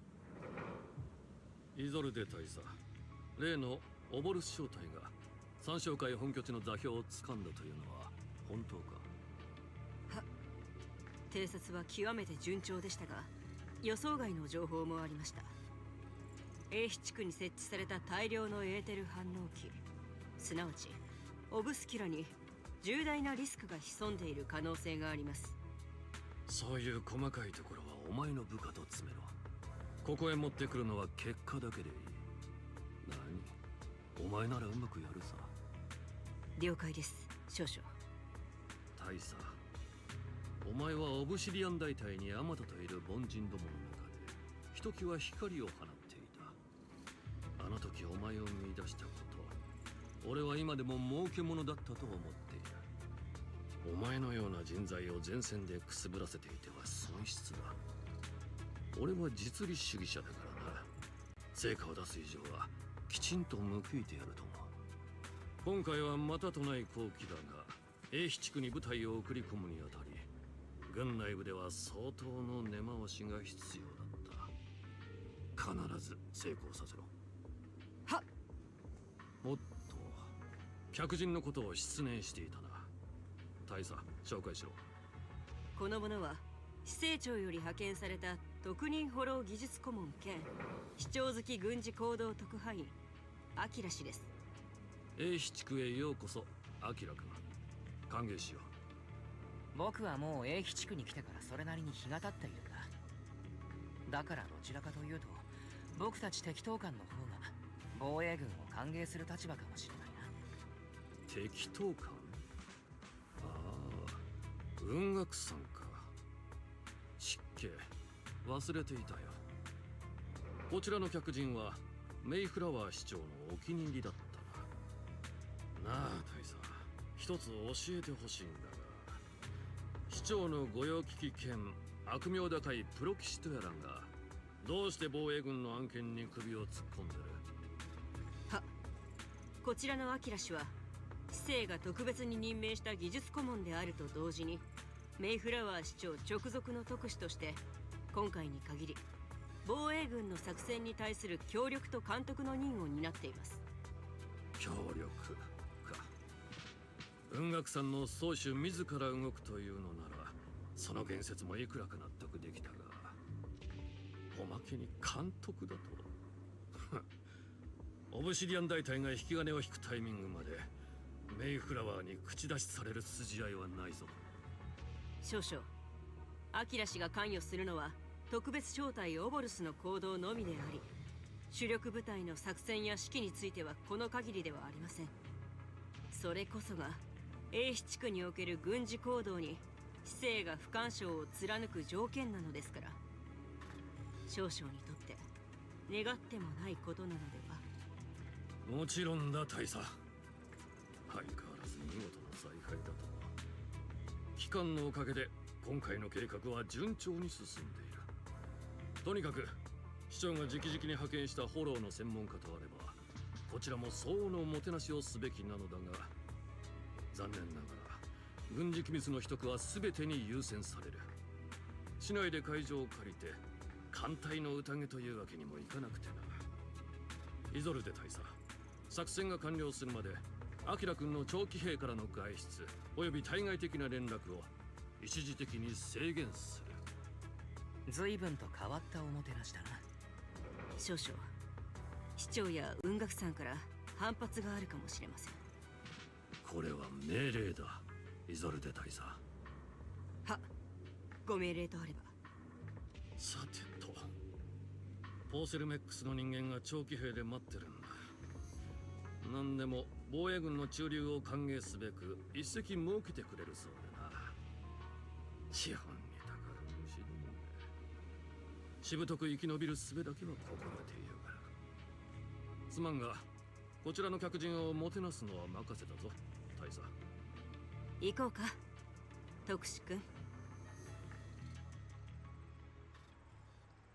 I'm really sorry, Wise. You came here to help and this is how you're treated. Life in the military comes with its fair share of rules and restrictions. Major General Lawrence was a decorated officer during the fall of the old capital 11 years ago and was promoted to a general after its fall. Over the years, he's been known for his rather overbearing conduct. It'd be dishonest to say I like his style, but working under him has definitely given me a lot of opportunities and access, allowing me to investigate the truth behind the fall of the old capital. The truth behind it.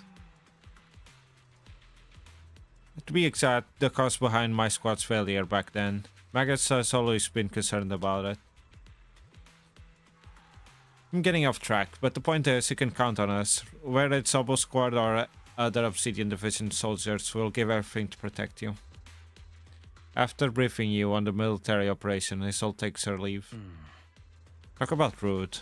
Are all the defense force generals this unpleasant? Restrictions on going out and contacting the outside world? I might as well be a prisoner. But if we're just going back down to rest at Tribune Temple, we shouldn't be stopped, right? Okay. This was just the first part, jeez. Oh, the proxy has been captured. The proxy has been nabbed by the Major General. Then why do you look so happy, Seed? Don't make fun of your comrade suffering, Seed. That Major General guy is a real pain, huh? So if the proxy doesn't get along with them, that must mean they're alright. They sound silly, but also somehow makes sense. I heard all that. You're also the time to eavesdrop on people. I've been aware of your presence for a while now, Proxy. And for the record, I wasn't talking behind your back. Proxy, Proxy. The ever so lovable Proxy. Always listening with those keen ears. Can I? Sorry, orders from above. You're not allowed to leave. Argue with facts and logic. I don't know who you are, but there's no argument to be had. Orders are orders. Argue with facts and reason again. The argument draws the attention of several nearby soldiers. Are you okay, Wise? Comrade, Wise is a special invite sent by the mayor. Show some respect. The mighty Mr. Wise got taken down a notch. I'm just following orders. Following orders is the soldier's duty. I understand where this good soldier is coming from. I hope you understand, Crimson Gloom. Withdraw with held head high.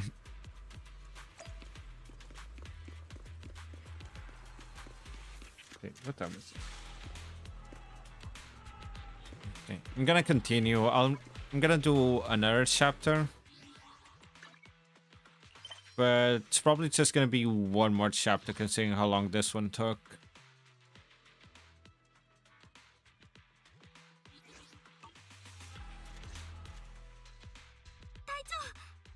甘んじて拷問を受けに向かったプロ騎士殿が無事帰還したのであります。脈拍に乱れはなく、顔色も悪くない。どうやら試練を乗り越えたようだ。貧弱そうな見てくれの割にやるの。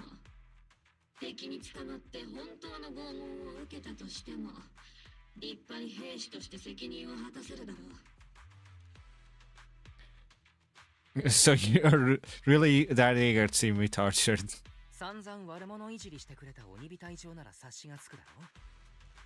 僕が拷問から逃げることなんてわけないくらい。確かに少々は一筋縄ではいかない人物だ。とはいえ、オブシディアン大隊で市長の特使が拷問されるなどということが起こるはずもない。Okay, it also explains the Mayor General's orders. プロ騎士殿の外出と通信を作戦完了まで制限。それは一体どういうことでありますか？つまり、お前たちの愛しいパエトーンを我々の手でここに閉じ込め、大切な人々と連絡を取る手段を断つ。Why do you そういうことだ。Why do you look so happy, Mag? I just got that. そんなのとってもひどいであります。 Trigger, you were about to say it's good. まったくひどい話だ。伝説のプロ騎士パエトーンもついに年貢の納め時かな。伝説のプロ騎士パエトーンがオボルス正体の手に落ちたと思えば、我々としては朗報だ。少々のもてなし方には疑問が残るが、軍人にとっての命令は絶対なのでね。命令なら仕方がない。私としても誠に遺憾ではあるが、長期兵ではしばらくの間おとなしくしていてもらおうか。隊長、本当に遺憾だと思っているでありますか？なんだかうっすら笑ってません。Dang it. 何？心配はいらない。オーボルス正体とオブシリアン大隊はホロを鎮圧における最初の防衛ラインだ。They're all kind of quirky on this group.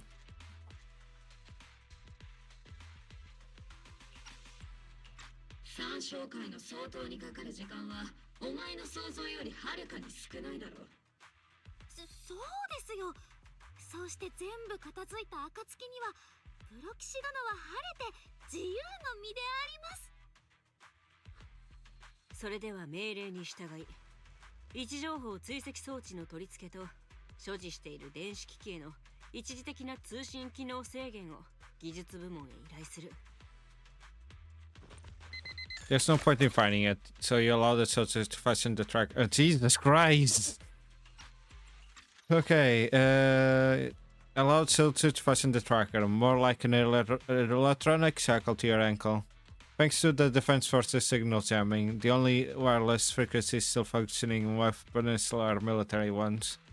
For now, at least, say farewell to friends anxiously waiting for your reply on knock knock. 改めて不便を詫びるよ、プロ騎士君。オブシディアン大隊において命令とは山々よりも重い掟だ。お前のことはまだ好きになれないが、こうして自由を奪うなどというやり方は好ましくない。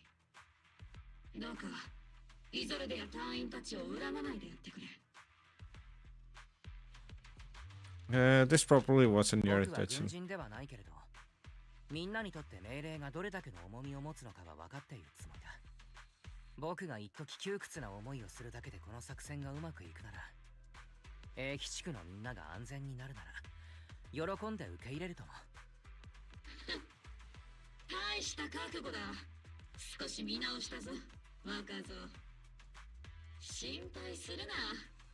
軍にいる間は私がきっちり面倒を見てやるからな。面倒を見るってありますか？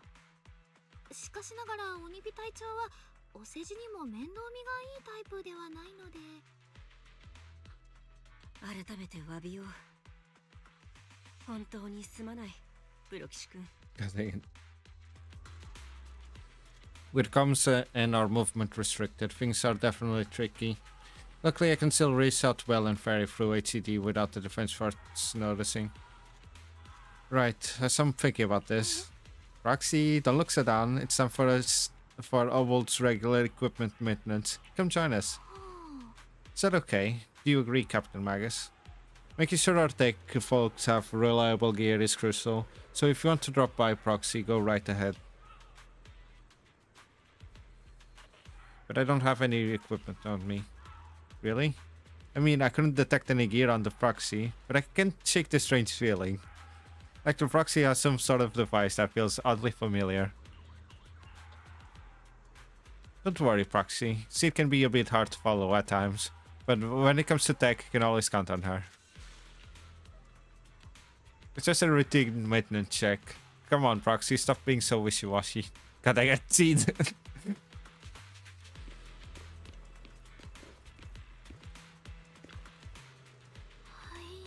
Oval squad is all here. Alright, time to start today's routine maintenance. Spectre on duty, squad member Seed. First up for inspection, Mercury. Mercury here. Let me take a look and see if this little Colby's got anything wrong with it. I always get nervous when Seed does my checkup.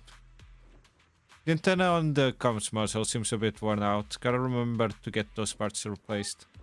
If Colby can't hear me on the radio during the operation, I'm gonna kick your butt. Yay. Next up is Trigger's Snapper Rifle. I'm counting on you again, Seed. I only need one look to tell you your weapon is flawless shape, just like always, Trigger.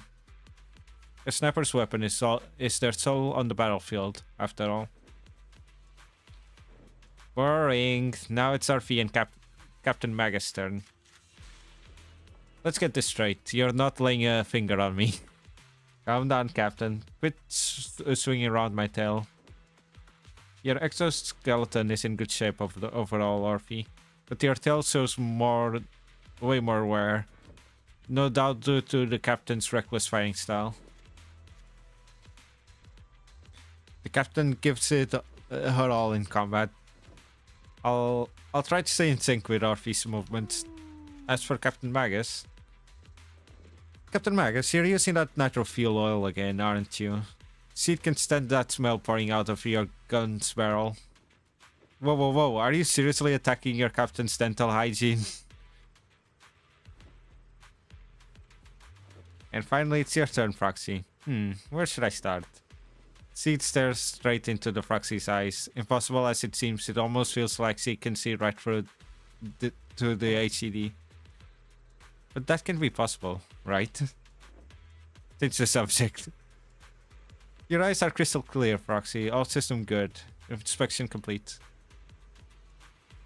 You're just looking for an excuse to stare into the Proxy's eyes. Now that everyone's finished their equipment checks, you're dismissed. Get some rest and make sure your gear service at the armory. Hey Proxy, don't forget to look after your eyes too. We confirmed that the military really is restricting your freedom of movement with Obel Squad. You then return to the tent to rest. The tent offers some cover from the soldiers' cases, and re-establishing the connection with HCD brings you a small sense of relief. B. マスターの筆頭助手であり、気配りの行き届いた操縦式汎用人工知能であるフェアリーは、マスターが行動の自由を奪われている状況を見過ごすことはしません。フェアリーったらいつまで筆頭助手なんてポジションにこだわってるわけ？私なんてね、お兄ちゃんの実の妹っていう世界で唯一無二のポジションにいるんだから。calm down for a moment. 喧嘩はそのくらいにしておくんだ。僕は防衛軍に捕まった役立たずのプロ騎士で、君たちは二人とも類いまれな天才ハッカー。この場はそういうことで収めておかないか。Okay, and that's about to start. I'll take this time to take a quick break. It's gonna be like a 5-minute one while the ad's playing and whatnot. I'll be right back.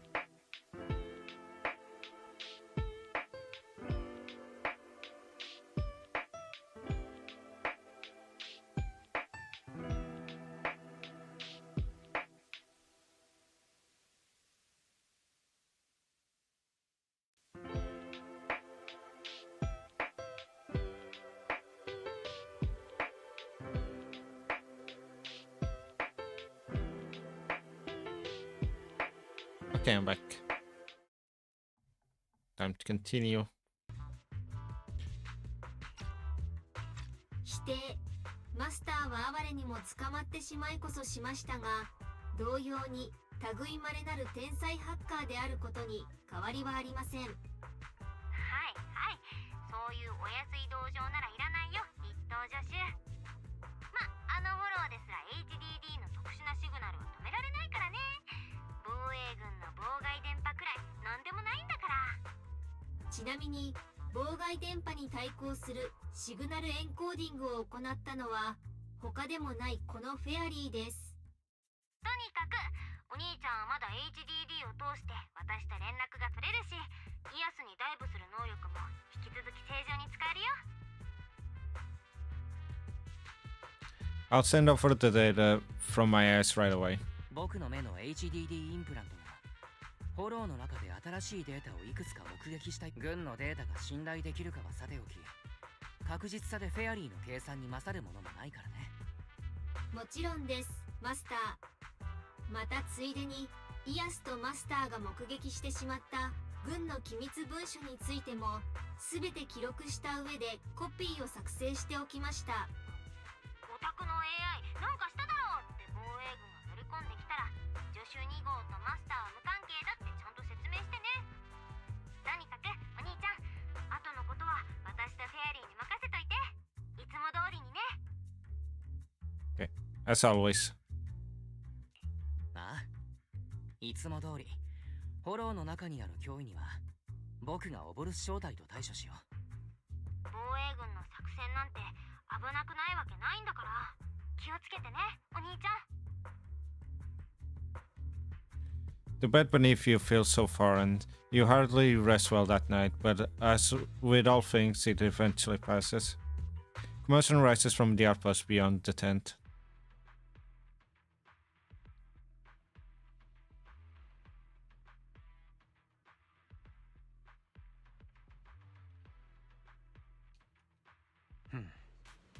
That's Arfi and Caesar's voice. Let's go check out what's happening. Oh.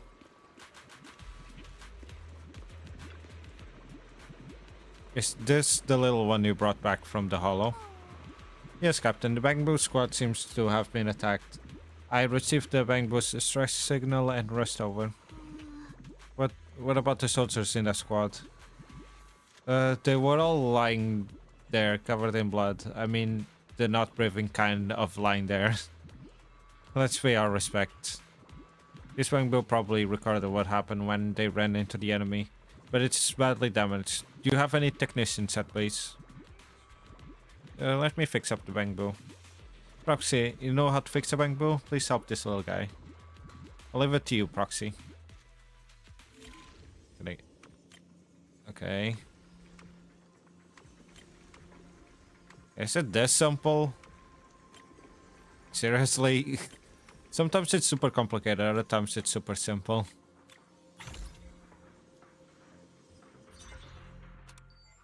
The video footage is restored and the image from the inside of Volvo streams out of the Bangbu's data port.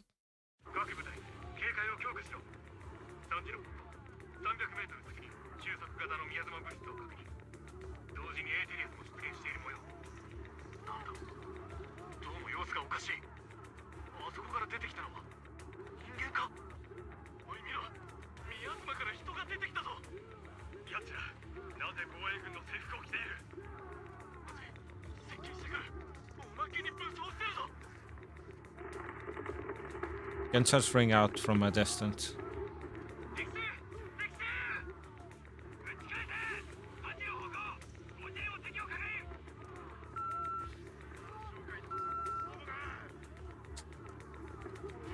Gunfires echoes all around.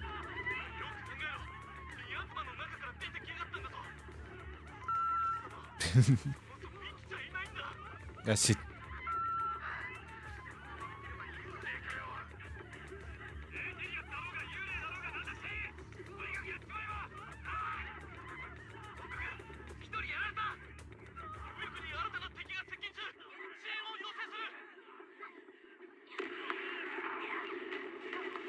The deafening gunfire grows louder, gradually drowning out all voices. The gunfire and voices gradually fade away. Oh, Jesus Christ. Yeah, gradually drowning out the voices. The gunfire fades away and everything returns to silence. White noises grows louder, skipping ahead. やはり司教様は真実をおっしゃっていた。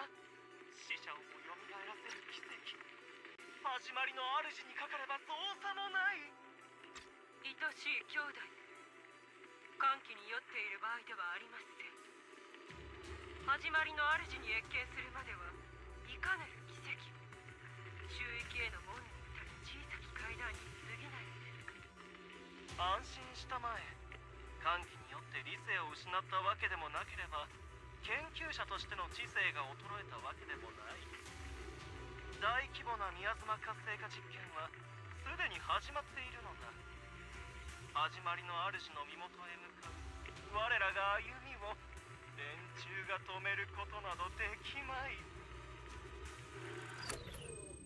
The footage ends abruptly here. The bang bowl recording the data seems.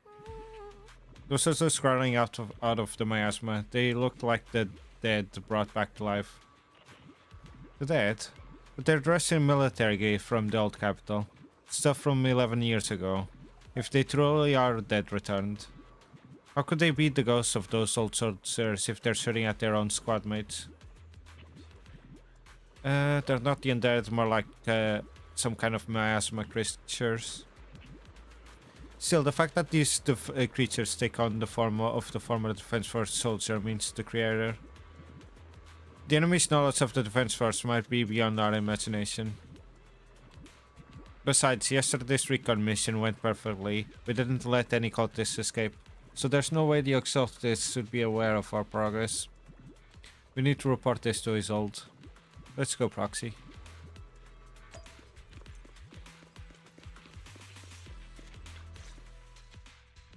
Together with Obel Squad, you brief Isolde on what you saw in that footage. 参照会が我々防衛軍の掃討作戦をすでに知っているだと。これまでの作戦で起きた武力衝突はオボルス小隊による威力偵察だけだったはず。この偵察部隊はあくまで不慮の事故に見舞われたと見るべきだろう。とはいえオボルスの動きは完璧だった。計画が漏れようはずもない。参照会が我々の想像以上に洞察に長けていたか、私の預かり知らぬところで動いていた部隊がいたのか、そのどちらかだろう。だがロレンツから作戦の全指揮権を委任されたのはお前のはずだ。How could someone ignore the colonel's orders? 今大佐を飛び越えて部隊を動かせる人といえば、ああ、ロレンツ少将だけだな。たとえイゾルデ大佐であっても厄介な上官に手を焼くことがあるのですね。おまけに自分の上官より数段厄介そうであります。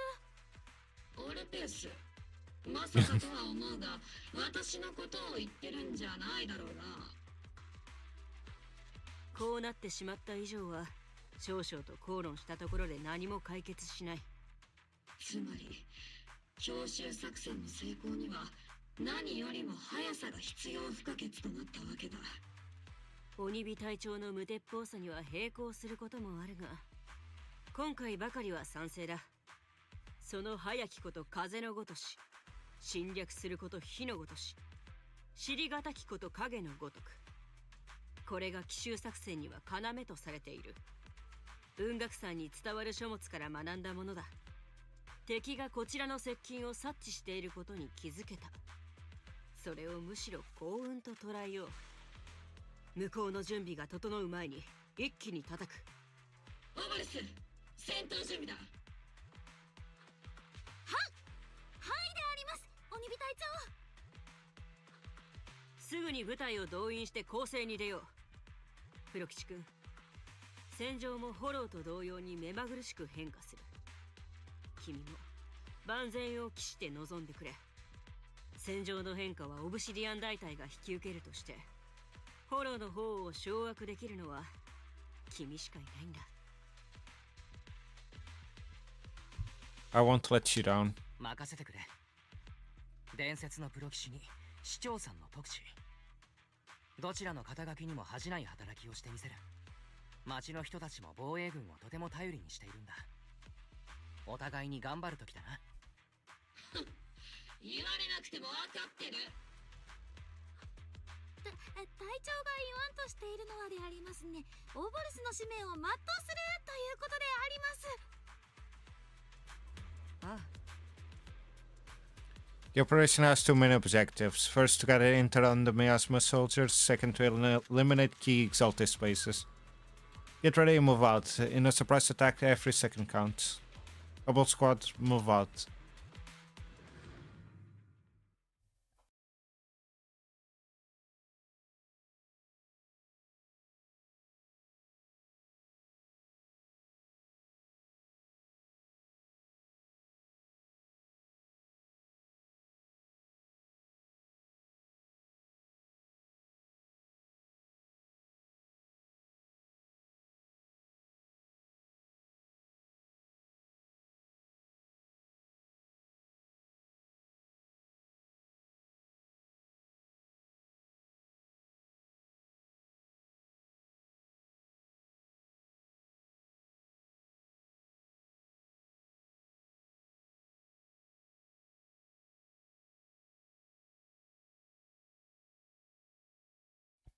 Congrats, now you have the vanishing bird.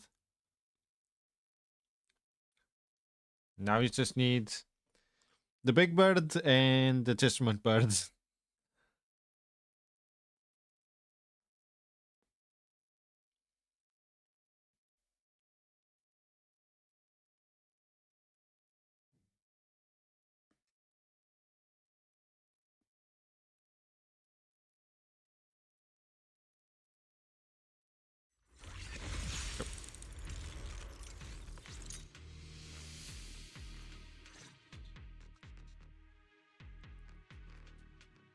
イゾルデの計画にない部隊が動いたせいで三将会はすっかり警戒態勢だ。すぐそばを矢玉がかすめた鳥畜生みたいにな。三将会の中心的人物がいたとして目の前でケツをまくられたんじゃ話にならん。そこでやむを得ず出撃を前倒しし奴らの重要拠点を吸収する。現時点で我々が把握している情報によれば、今回の作戦目標となる拠点は三将会の本拠地である可能性が高いのであります。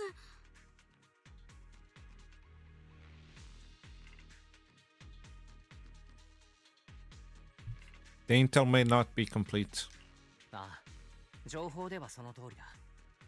とはいえ、これまでなかなか尻尾をつかませてくれなかった三将会のことだからね。情報の信頼性はちゃんと確認しておきたい。せっかく士気を高めているところに申し訳ないのだけれど。But if you get Apocalypse Bird, you can get special gear.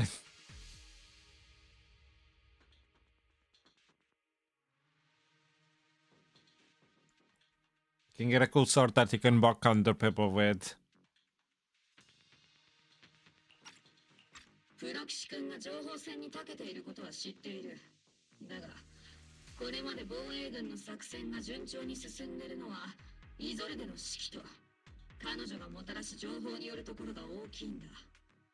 懸念は理解できるが、私はイゾルデの情報についてその信頼性を疑うことはない。You really trust her? 鬼火隊長はイゾルデ大佐に全幅の信頼を置いているんだな。それこそ特別と言っていいくらいに。なぜかと言いますと、鬼火隊長とイゾルデ大佐はずっと前から肩を並べて戦ってきた戦友だからであります。肩を並べて戦ったというのは少し語弊があるわな。とはいえその通りだ。イゾルデとは長年にわたる戦友であり先輩であり上官だからな。それにイゾルデの協力なくしてオボルス正体は存在し得なかった。あいつを信じられないのなら、このオブシディアン大隊で私が信ずるに値するものなど誰一人としていな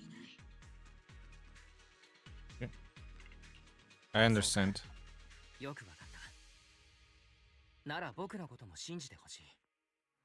プロ騎士として僕の役目はただ一つ。みんなを正しい行き先へ導くことだ。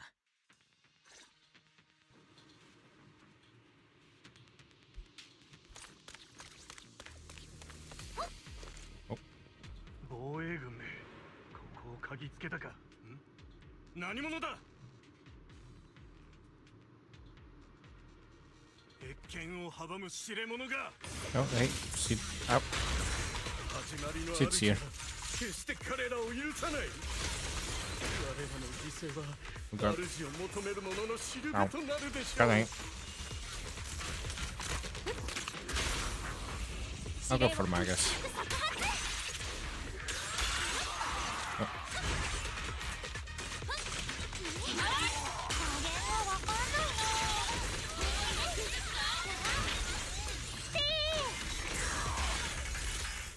Oh, I got it. Is that hitting? I don't know if it was hitting or not.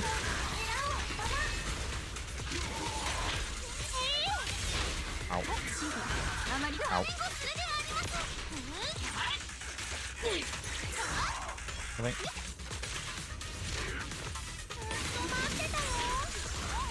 私の後ろにエーテルサイト起動。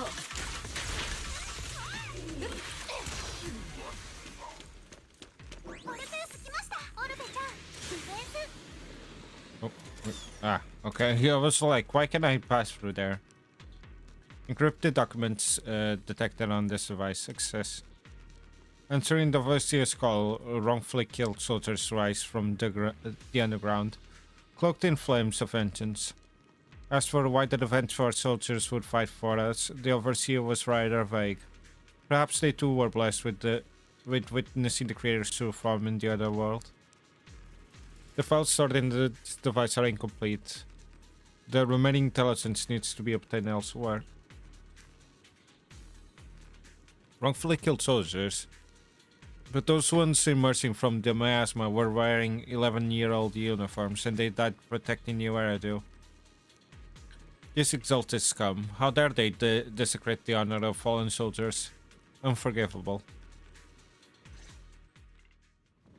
The approaching footsteps have everyone on guard, but then what they see is the sight of allied uniforms. お前たちはどこの所属だ。イゾレデ大佐の作戦配置ではこの拠点を奇襲する部隊は我々オボルスのみとなってるはずだが、イゾルデ大佐が本作戦における指揮官であることはそういない。だが我々はロレンツ少将閣下直属の部隊だ。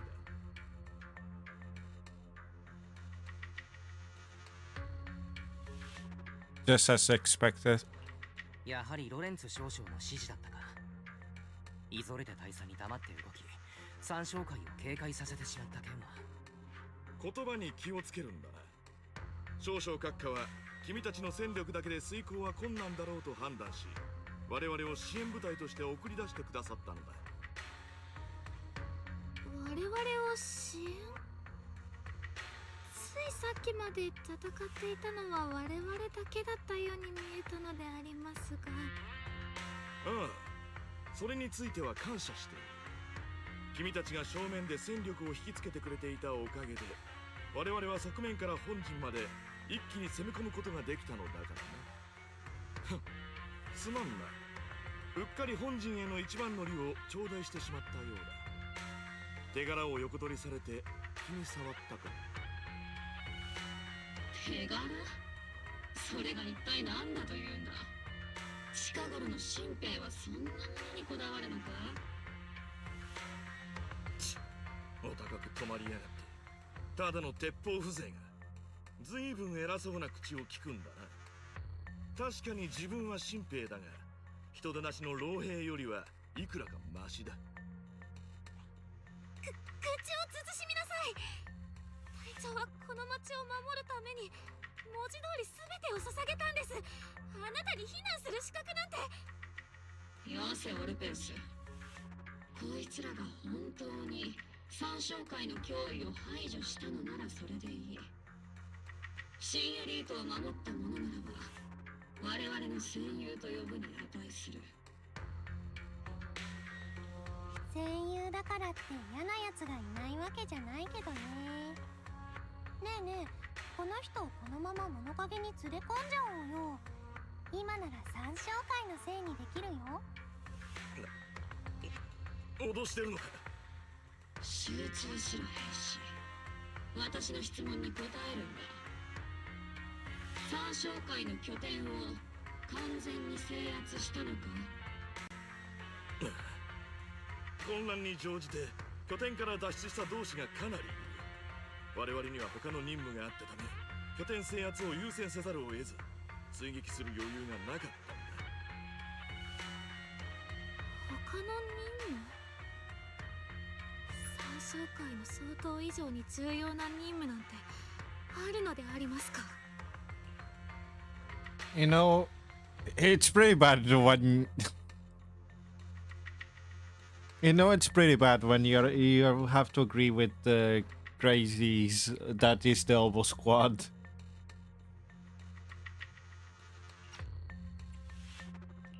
たわけめ、この程度のことも満足にできないか。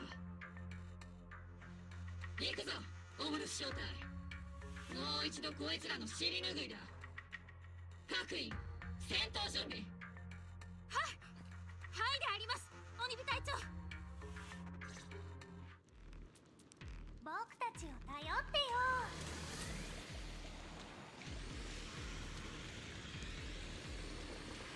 三将会のメンバーがバラバラに逃げていくであります。二流部隊め、藪をつつくのだけは一流だな。どこが奇襲だというんだ。今回の任務目標。Encrypted documents detected on this device. Accessing. We may be working with bottlenecks, but they aren't exactly saints. They'd sacrifice everything for profit. The soldiers didn't die protecting the city. The truth is, the fallen is here without warning. There's a record of the haywire being moved, but the missing data cannot be retrieved. Damn it. Of all places, the data had to be missing at the most crucial part. The soldiers didn't die protecting the city. Just what have this Exaltis learned? It's nothing but a distraction they planted on purpose to mislead us. Still, it's clear that the Exaltis remnants were spooked by the Major General's unit acting so recklessly. That's why they moved the key data early. Guess we have no choice but to press on.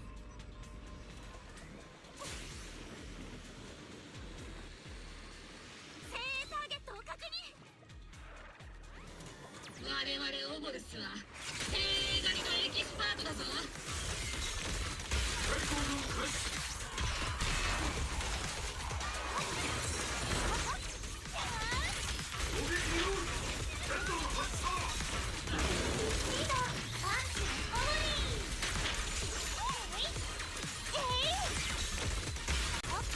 What is it actually? Is she attack? Is she anomaly? What is she? I'll have to check it out later. 一切が順調だな、ルクロ取締役。今回も頼りにしていますよ。Yeah, I could have seen this from a mile away.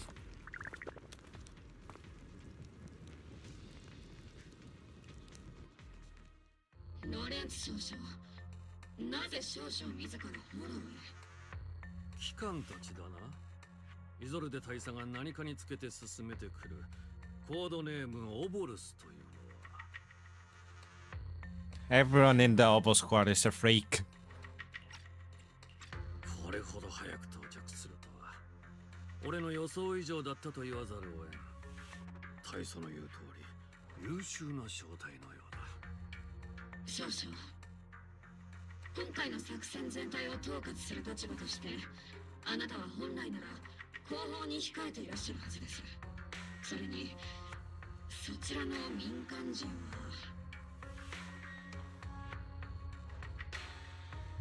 Okay, this must be Mr. Lucro. ルクローさんだね。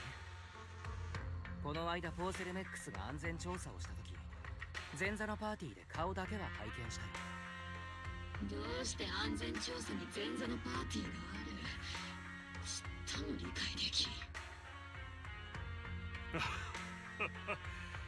ん。なんとも率直な物言いをする銃ですな。あの晩餐会に参加していた上に、こうしてオブシディアン大隊の任務にも同行しているとは。こちらの彼はまだお若いのに、軍内部でも相当な実力者のようですな。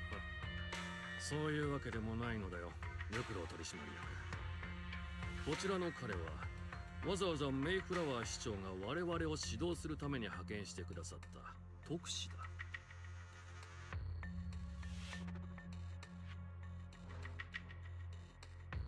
You're too kind. 特使なんて肩書きだとなんとなく敬遠されてしまうかもしれないけれど、僕はここで自分がやるべき仕事をしているに過ぎない。なんと市政のお客様だったとは。これは大したおもてなしもできず大変な失礼を。それで少々とルクロー氏がここに現れた理由をお聞かせ願いたい。またこの部隊がイゾルデ大佐の指揮系統を外れて独自に行動していることについても。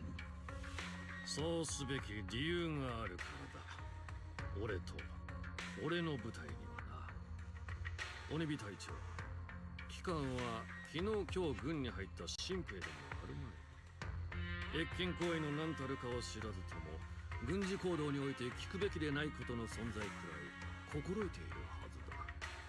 いいか、余計な口出しは無用だ。もっとも口以外に何も残っていない機関にとってはいささか難儀なことかもしれないよな。そろそろ我々は戻ろうではありませんか、少々。こうエーテル活性の高い場所に長居していては体に良くない。I feel like most people forget they're talking to a gun that can fire like a laser beam. I don't think you should be pissing off that kind of weapon, but whatever. それもそうだ。では行こう。Escorted by the troops, Lawrence and Lucro withdraw from the stronghold. 特別軍務手続き窓口にいたあの感じの悪い事務官を除けば、これほど頭にくる人物は初めてであります。申し訳ありません、鬼火隊長。軽々しく長官の悪口を言うべきではありませんでした。今回は見逃してやる。私とて正体全員を軍法会議送りにするリスクがなければ、悪態の全てを高出力レーザーに変えてあいつらの顔面に叩き込んでいた。 The reason they were here. ここは三商会の重要な拠点だけれど、同時に彼らの実験施設という側面もあるわけだ。それでもう一人の CEO が三商会とつながっていたせいで、こうした施設のほとんどはポーセルメックスの資産だった。そしてまたルクロー氏の率いるポーセルメックスが防衛軍と結託している。だとしたらわざわざあの二人がここを訪れた理由は。やめろ、頭が破裂しそうだ。どうせあいつらのことだ。利益を山分けする算段でもしてたに決まってる。なんということでありましょう。ロレンツ少将はとんでもない大悪党であります。オルペンスってはまだ世の中が善と悪できっぱり分けられると思ってるんだね。ピュアだなあ。ああ、オルペウス隊員は救いようのない間抜けだが、これに関しては恐ろしいことに間違ってるとも思わない。奴らがフォローで落ち合ったのだって人目を避けるために決まってる。とはいえ今はどうでもいい。我々オボルスの任務はまだ終わってないんだ。各員、追撃を続けるぞ。三商会の残党どもを一人として逃がすな。Yeah, I'm imagining the tail just stretching from one side to the other.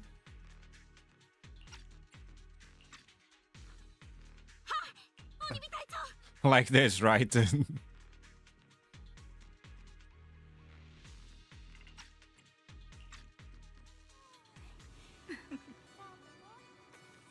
Great Oversea, the defense force took the bait, just as planned, and they're feeling pretty proud of themselves. Perfect. They've wasted enough time on meaningless distractions, and that foolish general thinks he's already claimed enough victories. They won't be throwing major forces at us anymore.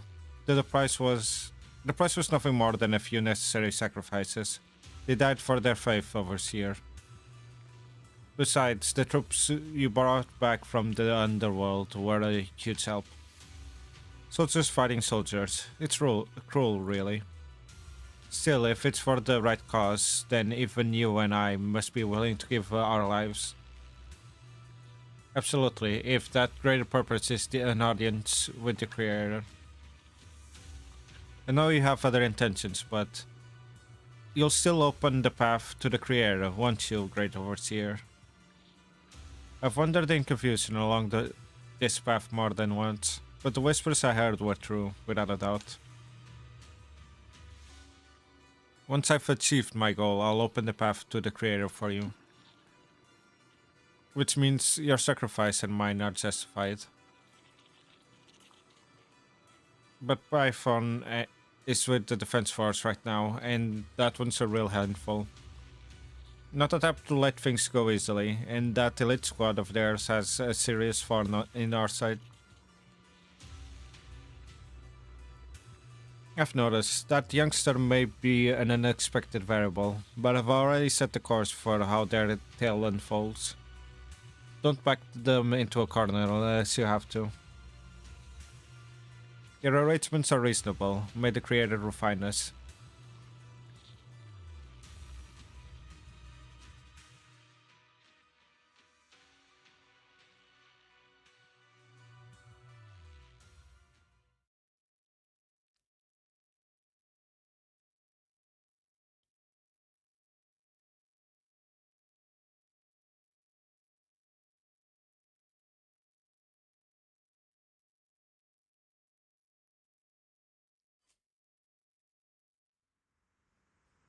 Okay, now we're stuck at the black screen.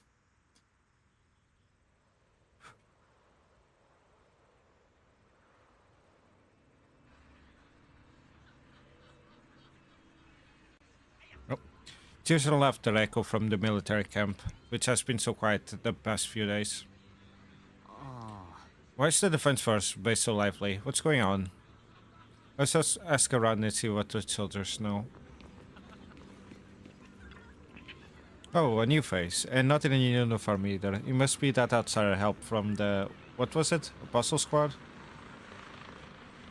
Thanks to the brilliant leadership of Major General and his adjutant, we secured the news victory. Sure, you didn't land the big win, but you still played a part. Stay silent. Hey, what's with that look? We're celebrating our victory here. Don't be such a buzzkill, okay?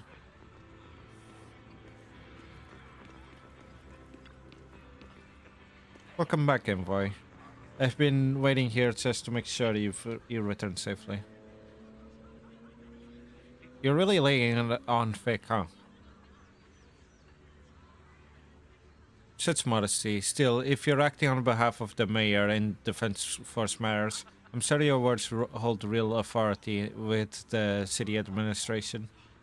We owe it to the general mayor's forces that we were able to reclaim a significant cache of Barcelona without incident. As such, Ferox had handed over to the Exaltes, which are in fact Barcelona's property.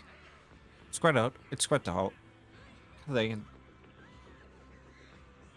That's what this was all about. That was the important thing they recovered. The Major General and I go way back.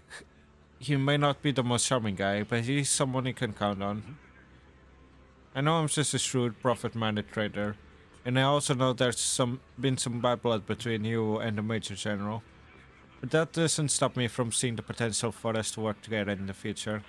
Someone like you always brings value to the table, so naturally I'm pleased you made it back in one piece. What personal makes and the Exaltus? It's true that the certain individual super mechs, including Mr. Ferox and his team, engage in unlawful activities with Exalted.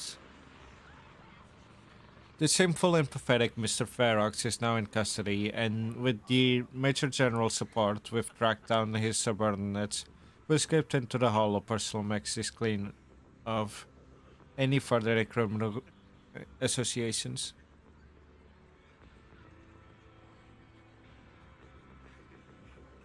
Regarding the so-called obscura devices, while they were created through Ferox dealing with the Exaltes, I'm not clear on what their scientific worth. Still, they're made of costly porcelain, so they belong to the company. We'll recover each of the obscura once the defense force finishes accessing their risk. Their risk.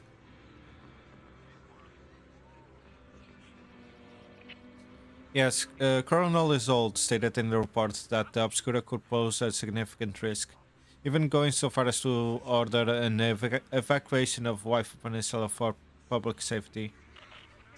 It's gotten too dangerous. Looks like it's time for me to leave Waifu Peninsula. Take care of yourself.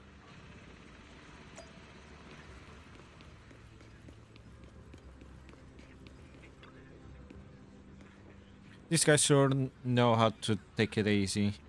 They're already planning the victory party right after winning. So what's the defense force's next move?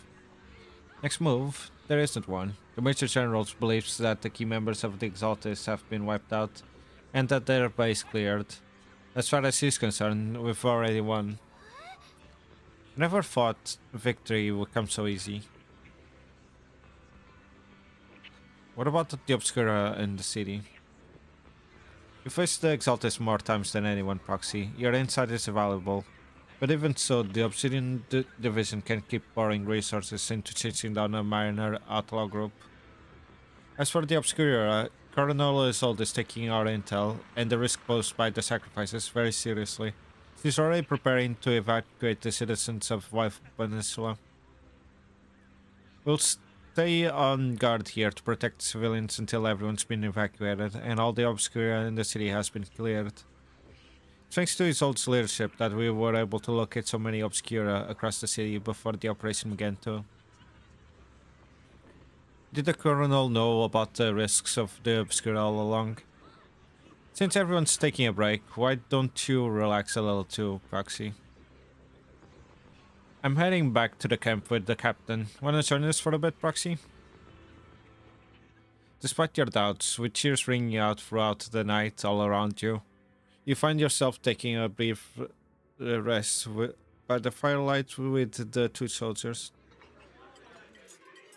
As a squad settles in at their quarters, the 英七を蝕んできた三商会という病害は今この時をもって我々の勇猛果敢なる攻撃により一掃された。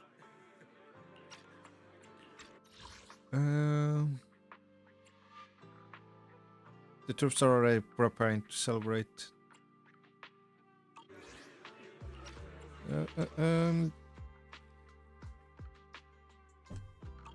Yeah, you can put us. 正義と勝利が再び新エリート市民の手に戻ったのだ。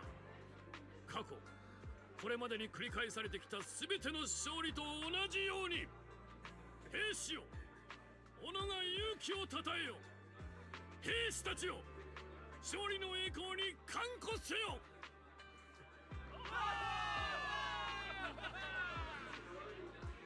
我らが聡明なる指揮官ロレンツ少将閣下万歳。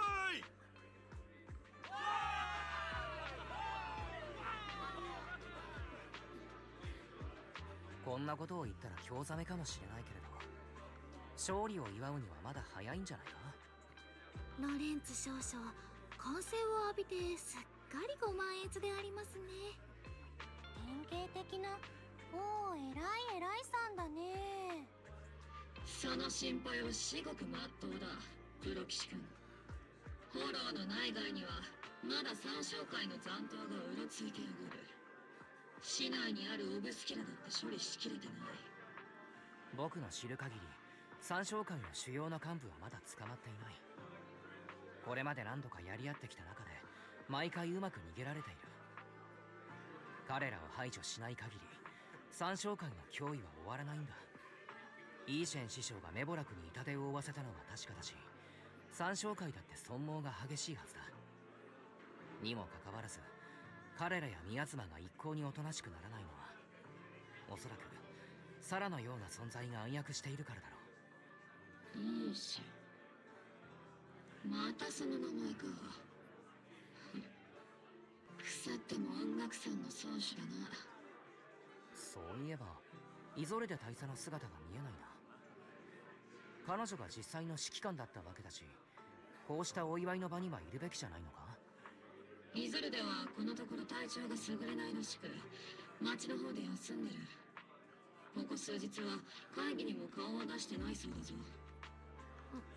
もしかするとイゾルデ大佐もこういう場が苦手で、何かと理由をつけて席を外されているのかもでありますね。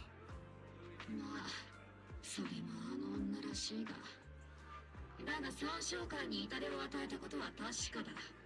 視線を乗り越えてきた兵たちに勝利が必要なこともな。あれ、鬼火隊長、なんだからしくないというか、ちょっと意外であります。せめてもの慰めをくれてやってるんだ。所詮軍人なんてものは命令に従うしかないんだからな。どんなに内心では疑っていようと、命令がなければ動くこともままならん。勝手に動いたら軍法会議者だからね。シードは別にそれでもいいけど、ビッグシードは止めようとしてくるだろうな。自分としても軍に裁かれる皆さんなんて見たくないのであります。そうだ、これも命令の厄介なところなんだが、正式に作戦の終了が宣言されるまでは少将によるお前への制限令を解除できない。すまないな。ああ、分かっているさ。オボルス正体も他の兵隊さんたちも新エリートを守るためにいろんなものを犠牲にしている。それを思えばな。だから今だけはせっかくの勝利をきちんと味わってほしいという気持ちになってきたよ。ありがとう、プロ騎士君。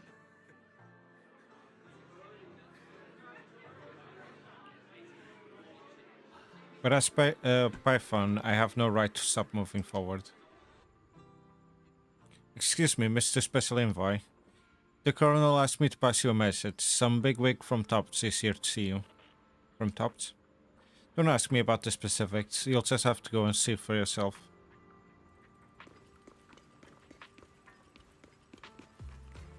Oh, Damien. You meet with Damien after dark and fill him in on what Lucro's doing. もちろん。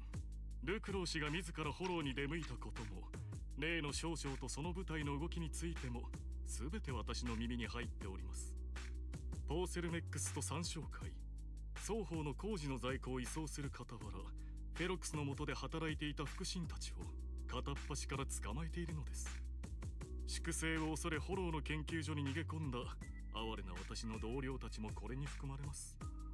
まだ全ての決着がついたわけでもないというのに、あちこちで尻尾切りが始まっているわけですが、暗君より恐ろしきはまた別の暗君ということなのでしょうか。トップスが拾い上げてくれるとも思えませんし、防衛軍が私のような野良犬に思いやりを示すこともないでしょう。So you're in a pretty risky position as well. ダミアンさん、せっかくフェロックスの失脚に一役買ったというのに、新しい上司からの覚えはめでたくないようだね。そうなのですよ。目の前の餌に迷わず食らいつく野良犬という実にありがたい評価をいただきました。まるで私に選択肢があったとでも言わんばかりではありませんか。こちらとしては食いぶちをなくしたくない一心だったのですがね。率直に申し上げましょう。当初はアキラ先生をはじめとして雲岳さんの皆様におすがりする覚悟もできていました。立場がどうあれ、今の永飛地区で公平を重んじ、私なんかの話を辛抱強く聞いてくれる方は他にいませんから。ええ、誰かに頭を下げるなんてとうに慣れっこですからね。Well, 残念ながらアキラ先生も状況としてはダミアンさんと似たり寄ったりでね。今は動きを封じられているんだ。雲岳山のみんなにも簡単には連絡が取れない。一応ダミアンさんだけなら保護してもらうこともできるけれど。ああ、ですがもうご心配なく。途方に暮れていたところにちょうど救世主さんが来てくださったところですから。just as Damien finishes speaking, a small figure suddenly springs from behind him. Oh. トミッチの救世主さんことザオちゃんです。We already meet her? Okay. I didn't know it was this soon. 普通企業の人ってザオちゃんを見たら死神にでもあったような顔するんだけどね。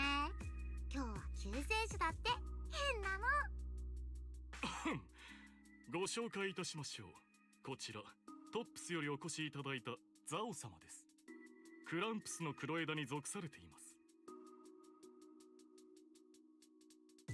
The Krampus Compliance Authority.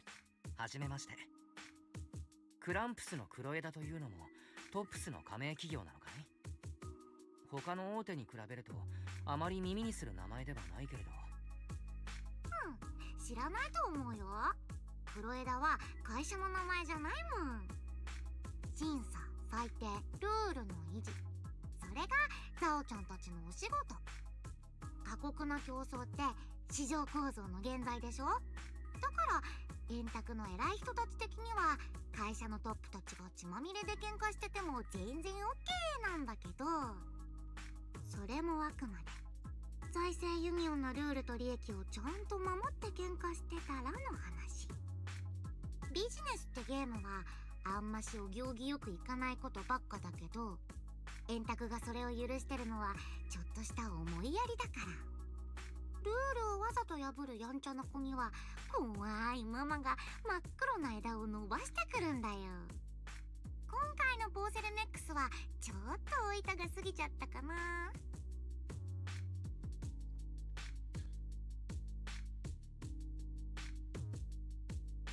Isn't this what kept Top standing strong all this time? なるほど。黒枝が企業にとって死神たり得るわけはなんとなく理解できてきたよ。けれどそういうルールの番人がいるからこそトップスはこの町で押しも押されぬ立場を維持していられるんだろうな。私が彼女を救世主と呼ぶ理由もこれでご理解いただけたのではないでしょうか。まあダミッチの救世主になるか死神になるかは全部調べ終わってからじゃないとわかんないけどね。そうだとしてもルクロー氏のような人に生殺与奪を握られているよりはずっとマシですよ。Hopefully she turned out to be your savior. ダミアンさんとは友達というほどでもないけれど少しは人となりを知っているつもりだ。この残酷なビジネス競争において生き延びるためなら何でもする覚悟があるけれど絶対に一線は越えないという信頼もあるんだ。ふん、君いい目をしてるんだね。とってもシャープで綺麗。黒枝としては敵になってほしくないかも。次にザオちゃんと会うときはその目がおこじゃないといいな。Misa, with the Krampus member, turns and walks off with Damien. She might be small in stature, but her commanding presence nearby overshadowed the disheveled Damien. Okay. It's getting late. Let's head back to the tent and get some rest.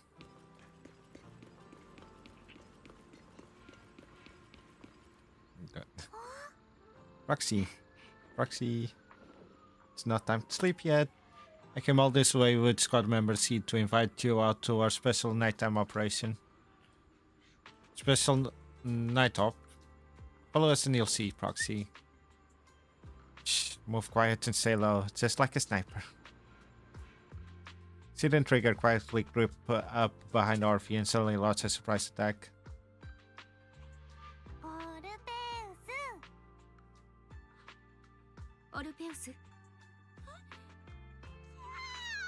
What? またあ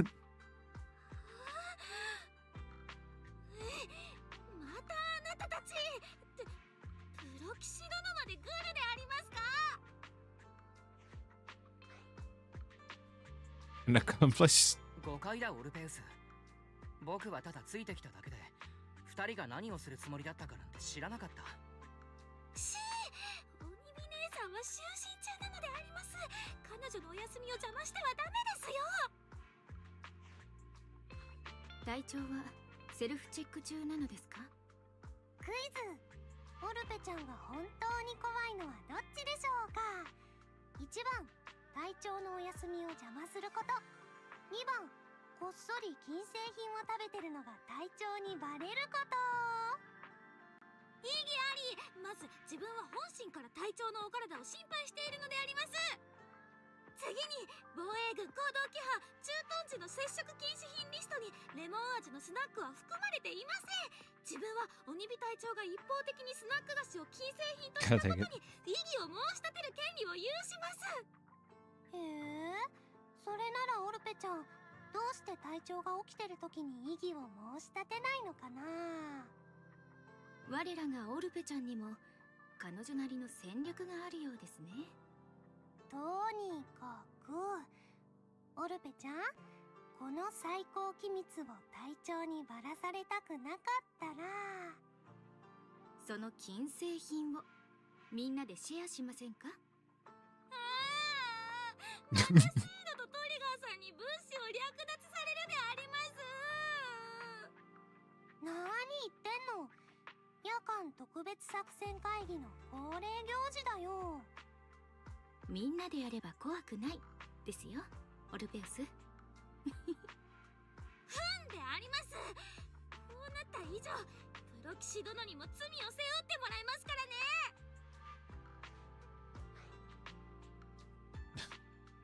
I can take the blame for the snacks. レモン味のスナックを相当する作戦だね。それは見過ごせないな。In the sea breeze of West Peninsula, you team with Elbow Squad.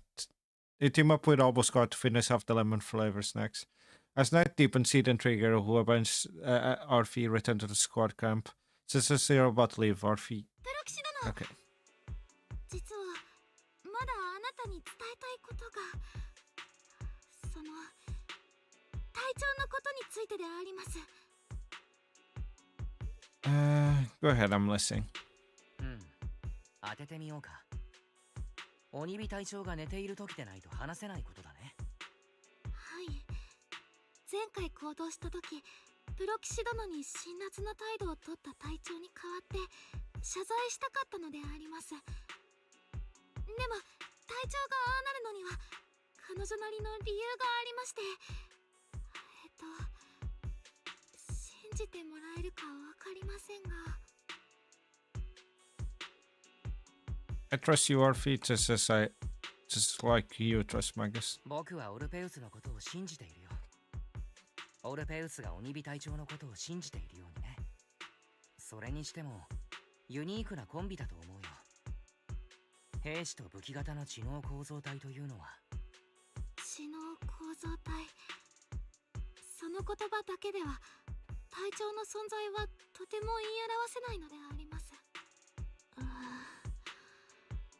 プロ騎士殿、自分はあなたを信じてもいいのでありましょうか。 No.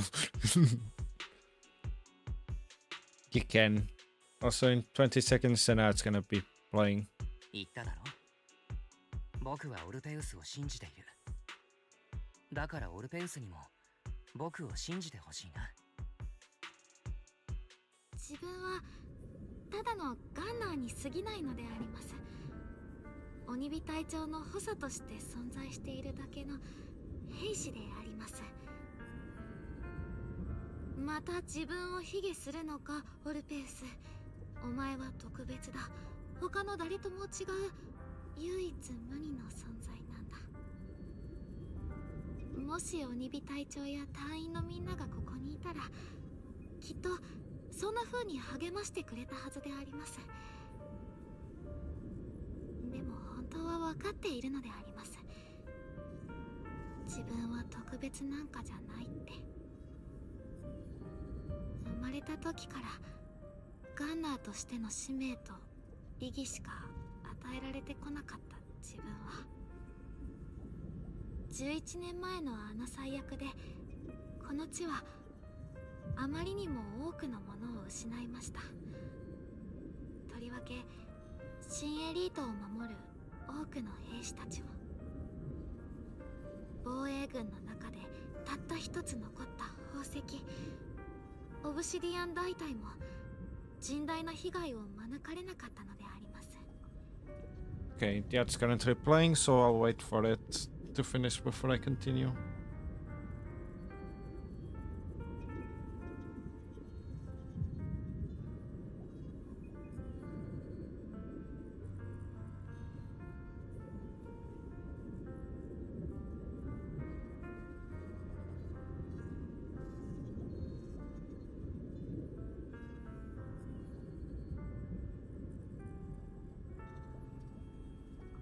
But yeah, so far I've been liking the interactions between the whole group in general, even though they're all quirky.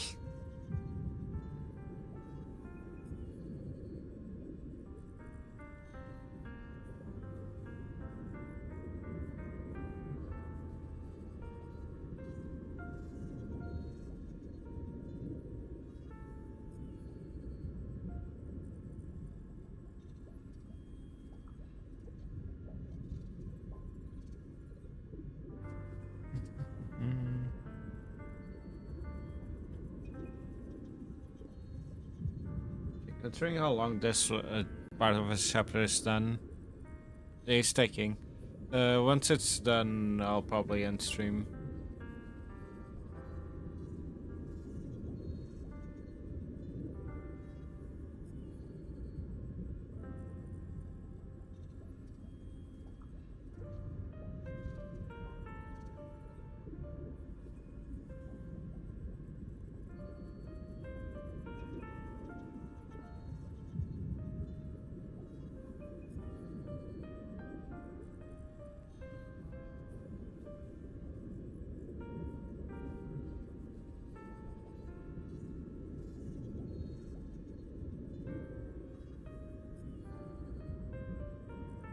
Okay, just one more minute.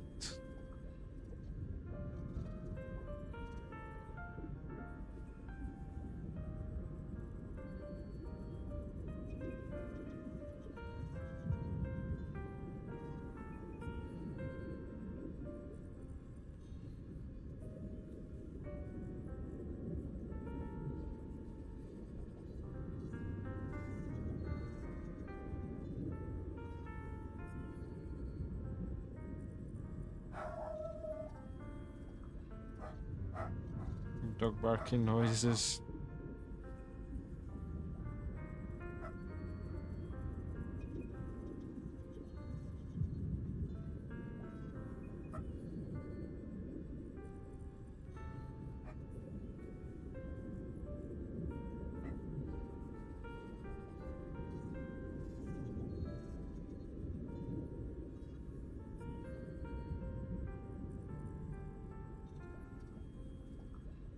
Okay, ad break's done. あの頃防衛軍では様々な計画が進められていました。強化兵士、改造兵士、そしてクローン。とても残酷に聞こえますよね。でもそうした計画がなければオブシディアン大隊も今日まで存続できなかったかもしれないのであります。自分が生まれたのもそんな時でした。伝説の兵士のクローン隊としてその補佐を務めるために自分は作られました。その兵士のコードネームは鬼火。彼女の肉体はすでに壊れ、重機に宿っているのはその意識、あるいは魂と呼べるもののバックアップなのであります。肉体が死してなお武器として防衛軍に振るわれ続ける。鬼火隊長はそんな運命でも本望だといつもおっしゃっていますが、自分には分かりません。それが祝福なのか、あるいは呪いなのか。皮肉なことに自分にはそれが幸運だったのであります。だって自分は彼女の体をもらい、名前をもらい、その人生まで奪ってしまったのですから。ですが鬼火隊長はそんな自分を責めるどころか、こう言ってくださいました。オルペウス、私の人生をなぞってもつまらんぞ。お前はお前の人生を歩けと。兵士たちの視線に混じる同情や哀れみ、そしてあざけりや嫌悪にも気づいてはいましたけど、それでも自分はやっぱり幸運だったのであります。鬼火隊長と出会えて、オブルス正体と出会えて、そしてプロ騎士殿のような面白くてすごいお方にもお会いできたのでありますから。彼らは、あなたたちはいつもこう言ってくれました。決して自分を貶めてはいけないと。あのガラスのカプセルも、味気ない栄養液も、同情に哀れみ、あざけりや嫌悪のこもった視線も、何もかもが自分の特別を否定したとしても、皆さんだけは何度も言ってくれたのであります。オルペウスは唯一無二の存在だと。冷たくて硬いガラスの檻なんかよりも、自分は皆さんの思いを選びます。温かな鬼火隊長、賑やかなオボルス正体、そしてかっこいいプロ騎士殿。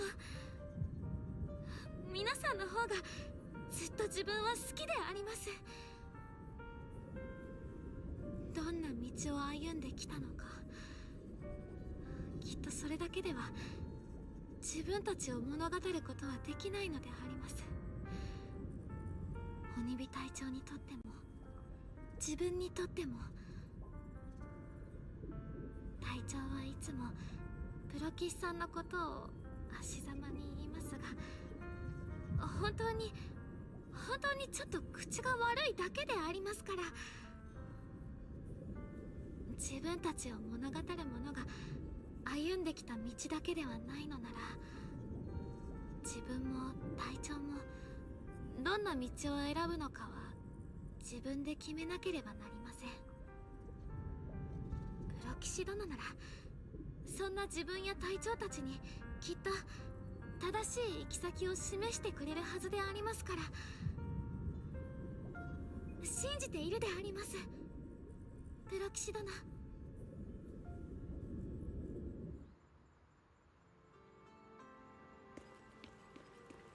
Okay, time to return to base and rest. After a brief signal disruption, communication with the HCD is re-established.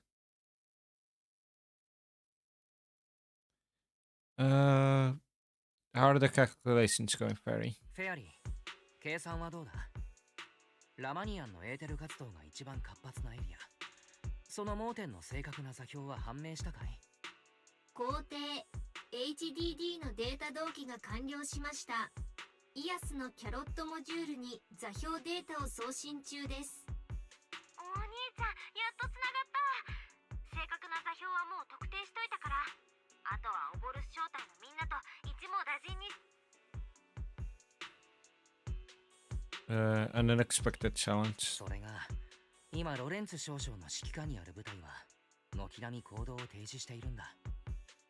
オボルス正体も勝手には出撃できない。そちらから師匠にメッセージを送れるかい？いや、やっぱり夫婦先輩にするか。師匠は割とゆっくり返事をするタイプだからな。こう送ってくれ。弟弟子より緊急要請。ことは重大。師匠の助けを求む。追伸。防衛軍には内密に。助けてください。あなたの可愛い弟弟子が防衛軍の非人道的な拷問を受けてます。手遅れになる前に大至急師匠の派遣求む。 God dang it. 防衛軍との全面戦争を避けるため絶対秘密で。はい送信。 Aren't you exaggerating things? コラリン、いくらなんでも誇張しすぎだ。地区の安全がかかってるんだよ。ちょっとは大げさなくらいがちょうどいいんだって。 All we can do now is wait for help from Yunkui Summit. まったく。ならあとは雲岳山のみんなが少しでも早く動いてくれるよう祈るしかないな。ロレンツ少将が勝利に酔いしれている間に三将会が何をやらかすか分かったものではないんだ。ことは急を要する。僕は先にログアウトするよ。 Just as you're about to fall asleep, that familiar chirping breaks your peaceful slumber again. Is that Shifu's wingwing bird? Your vision slowly grows dim, but strangely you don't feel afraid. When you come to your senses, you have already been carried high up in the air by the bird's talons.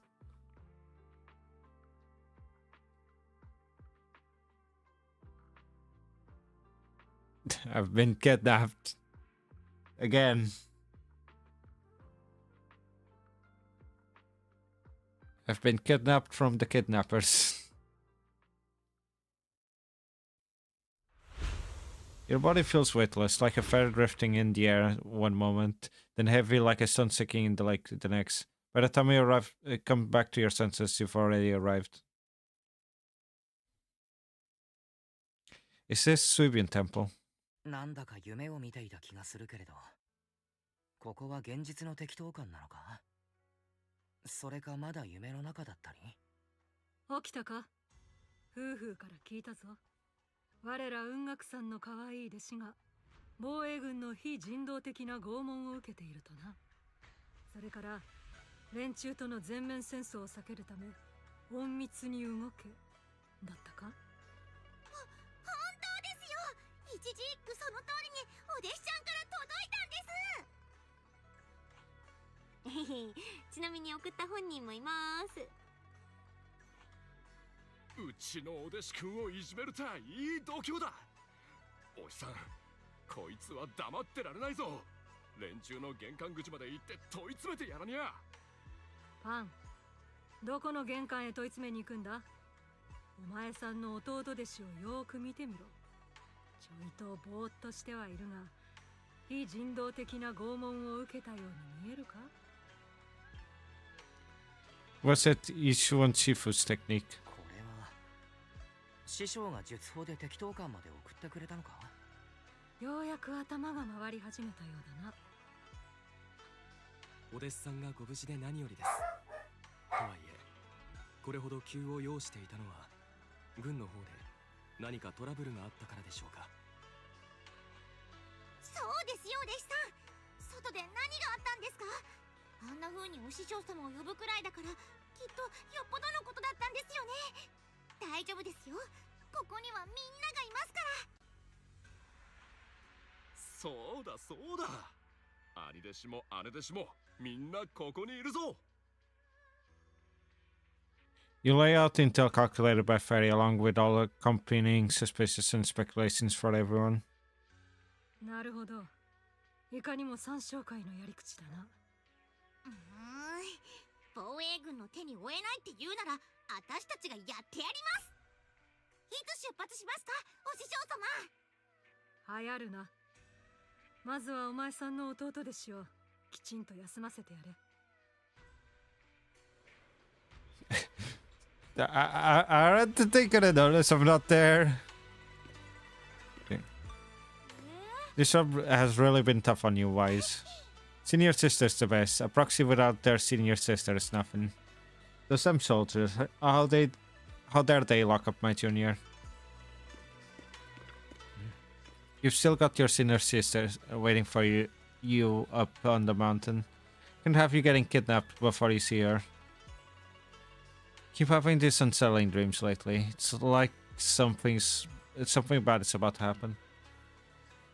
Whenever I'm on missions in miasma deep areas, I always hear these whispers. I'm a bit worried about you and about your senior sister, my sister. It's not corruption symptoms, is it, senior? Have the recent missions been too much? If so, let me help you share the load. Don't worry so much. The sky could fall and Shifu would handle it. We'll be okay. You're right, we still got Shifu.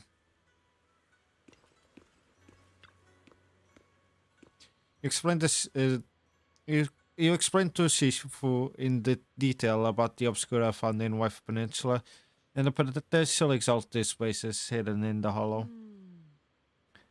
The lives in Wife Peninsula citizens are at stake. It can't be taken lightly. If the defense forces refuse to step in, then Yunku Summit will have no choice but to break the rules of engagement and take action.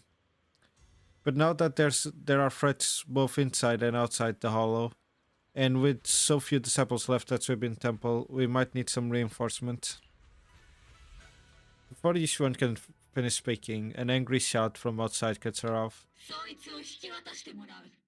God dang it. The poor temple gate couldn't withstand the forces of an uninvited guest. It creaks open and let them into the courtyard. まったく、こんな夜中に誰が押し入ってきたのかと思えば、防衛軍の兵隊どもか。よく聞け。たとえ長期兵が軍の統制下にあろうと、人様の家に軍下で上がり込んでいい理由にはならんぞ。特にこの適当感はな。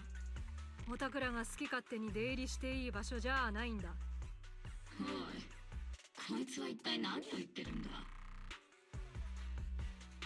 ですね、彼女が言わんとしているのは、真夜中に大声を出しながら人の家に押しかけるのはげんこつの対象になり得るということであります。げんこつ？この私をぶん殴ると？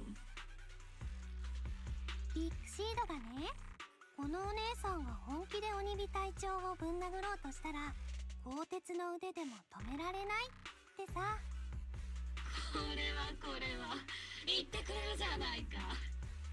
エイヒ地区にいるオブシディアン大隊が束になってもまだ止められないかもしれないな。What was... Huh? これは言ってくれるじゃないか。 She definitely talked, but all we had here is ... Seriously?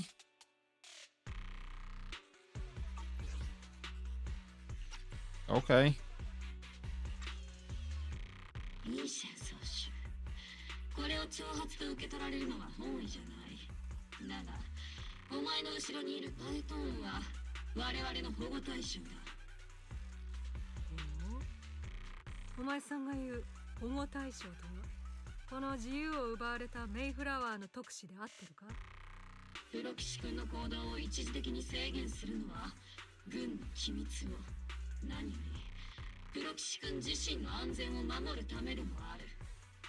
どうだかな。こいつは私の弟子だ。安全がどうのという話なら、私のところにいるのは一番安全だろう。Please hear me out, you two. 二人とも、今は僕の安全なんかよりずっと大事なことがあるはずだ。プロ騎士殿、大丈夫でありますか？なんだ、プロ騎士君ってば文学さんの人に拉致されたわけじゃないんだね。すまない、私の勘違いだった。軍の機密を狙った市政の連中によって連れ出されたのでばかり。兵隊どもの機密なんぞには毛ほども興味がない。私が気にするのは弟子たちと新エリートの安全だけだ。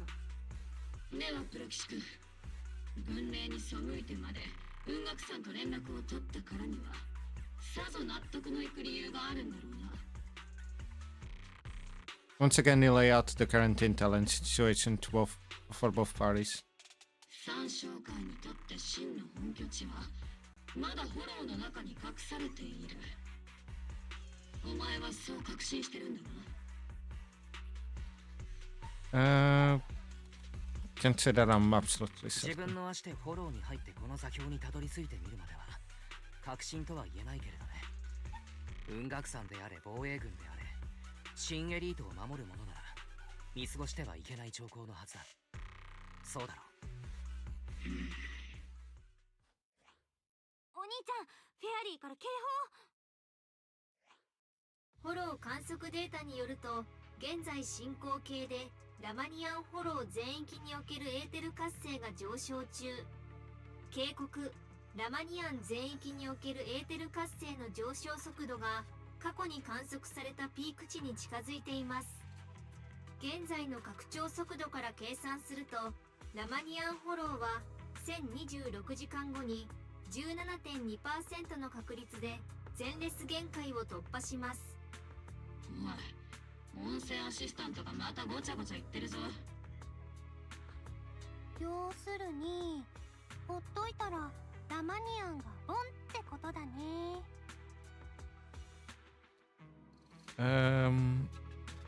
What intel from 研 earlier? 究者らしき三商会の同志が宮妻を活性化させる大規模実験について話していた。おそらく彼らがひっきりなしに言う最後の制裁、その準備なんじゃないかと睨んでいるんだ。僕たちで掴んだ情報から見ても三商会はラマニアンにある宮妻の集中地帯をほとんど掌握している。あの奇妙なエーテルの一種を操る技術も持っているようだ。現在フォロー全域で観測されているエーテル活性の上昇は三商会の動きと無関係じゃないはずだ。お前さんの推論が正しいとすれば、今まで見落としていたこの拠点が奴らの言う制裁の要というわけだ。 And their lights are solution. ここを潰してしまえば制裁が何であれ始めようがない。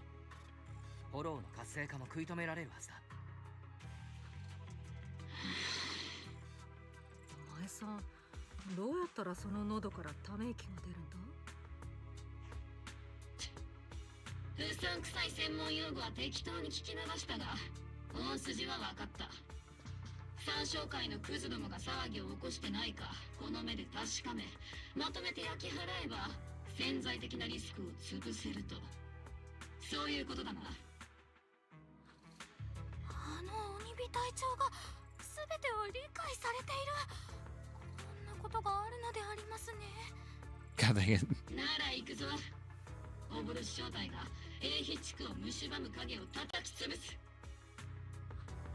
あれ、命令違反許すまじって言ってた1時間前の鬼火隊長はどこ？そこ？どこに命令違反がある？軍事機密を持ち逃げしたパエトーンを追っていたらたまたまフォローにいただけだ。鬼火隊長の心意気には感服するが、雲岳さんに任せておくという選択肢もあるぞ。三商会の総統は防衛軍の仕事だ。だが上の連中が職務を果たそうとしないのならそのツケは私が払う。それにオブスキラの調査だってまだ終わってないんだ。もしあの箱からサクリファイスが湧き出してみろ。防衛軍の兵士どころか市民にまで犠牲が出るぞ。それもそうだな。私と弟子たちは長期兵にとどまり、引き続きこの地を守る役目を果たすとしよう。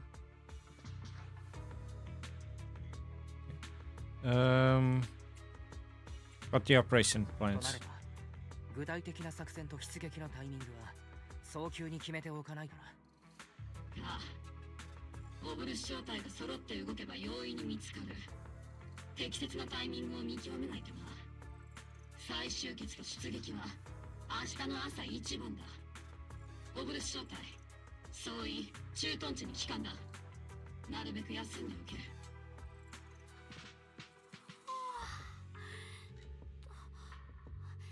であります、鬼火隊長。長い一日になるさ。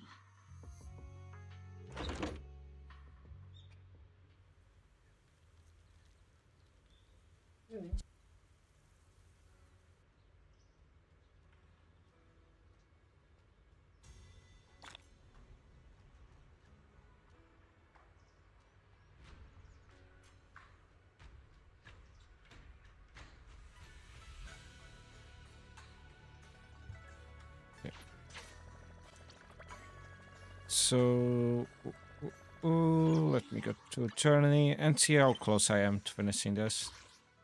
That was only the second part, seriously? Jesus Christ. Yeah, this is gonna take a while. I'm just gonna end stream here then.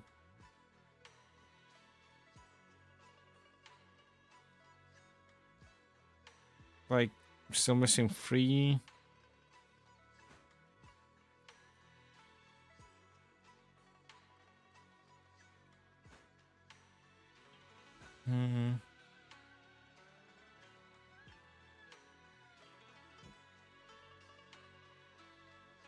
Yeah, I'm just... If I play a little bit on Thursday, I'll probably finish this one, and then I'll leave these 2 for the next week then. Okay, so this is it for today's stream then.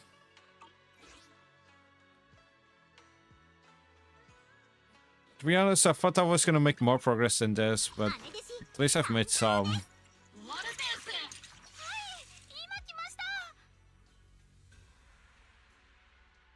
I'll need to finish the thing to interact with Orphe though.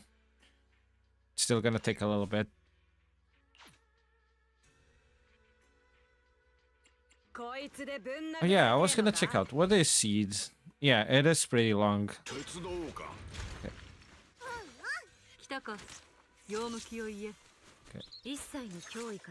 Can you load fast? Yeah, she's an attacker.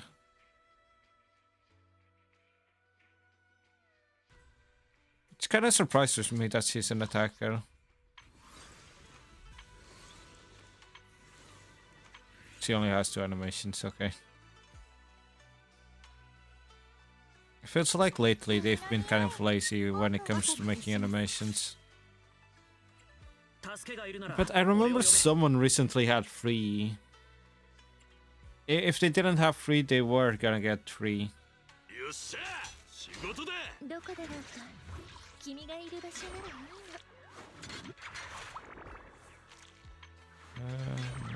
it's not you. It's not you, right? Yeah, it's not you.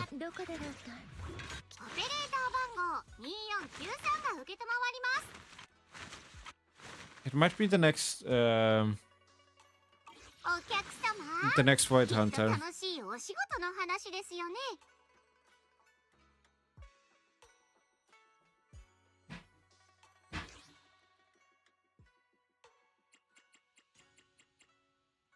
Okay. Yeah, I'm just gonna end stream here. Let's see who's online. But I think it's the next Void Hunter that has it. Oh, hey, Pixel's online. This is gonna be the first time I'm gonna raid them. Pixel probably doesn't even realize who I am, but yeah. Let me just prepare a few things.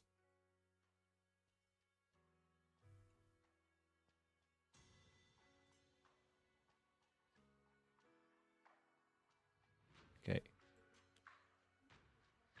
Raid. Following. And go for Pixel. Okay, I'm gonna start the raid. Pixel is someone that I know. Well, I won't say I know personally. But I know from somewhere. They probably don't realize who I am. But yeah.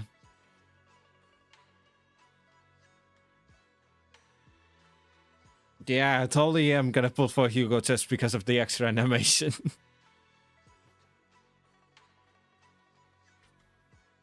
That would mean I need to pull for most of the characters from the first season.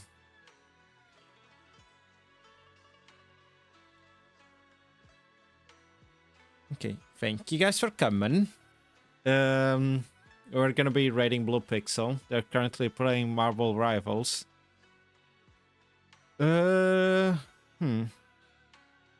Next week the schedule's gonna stay the same, so Abiotic, Closers, maybe ZZZ. Then Minecraft, I'm gonna start the Skyblock and ZZZ on Thursday. But yeah, it's gonna be it for today. I hope you guys have a wonderful week, and I'll see you guys next time. Bye-bye!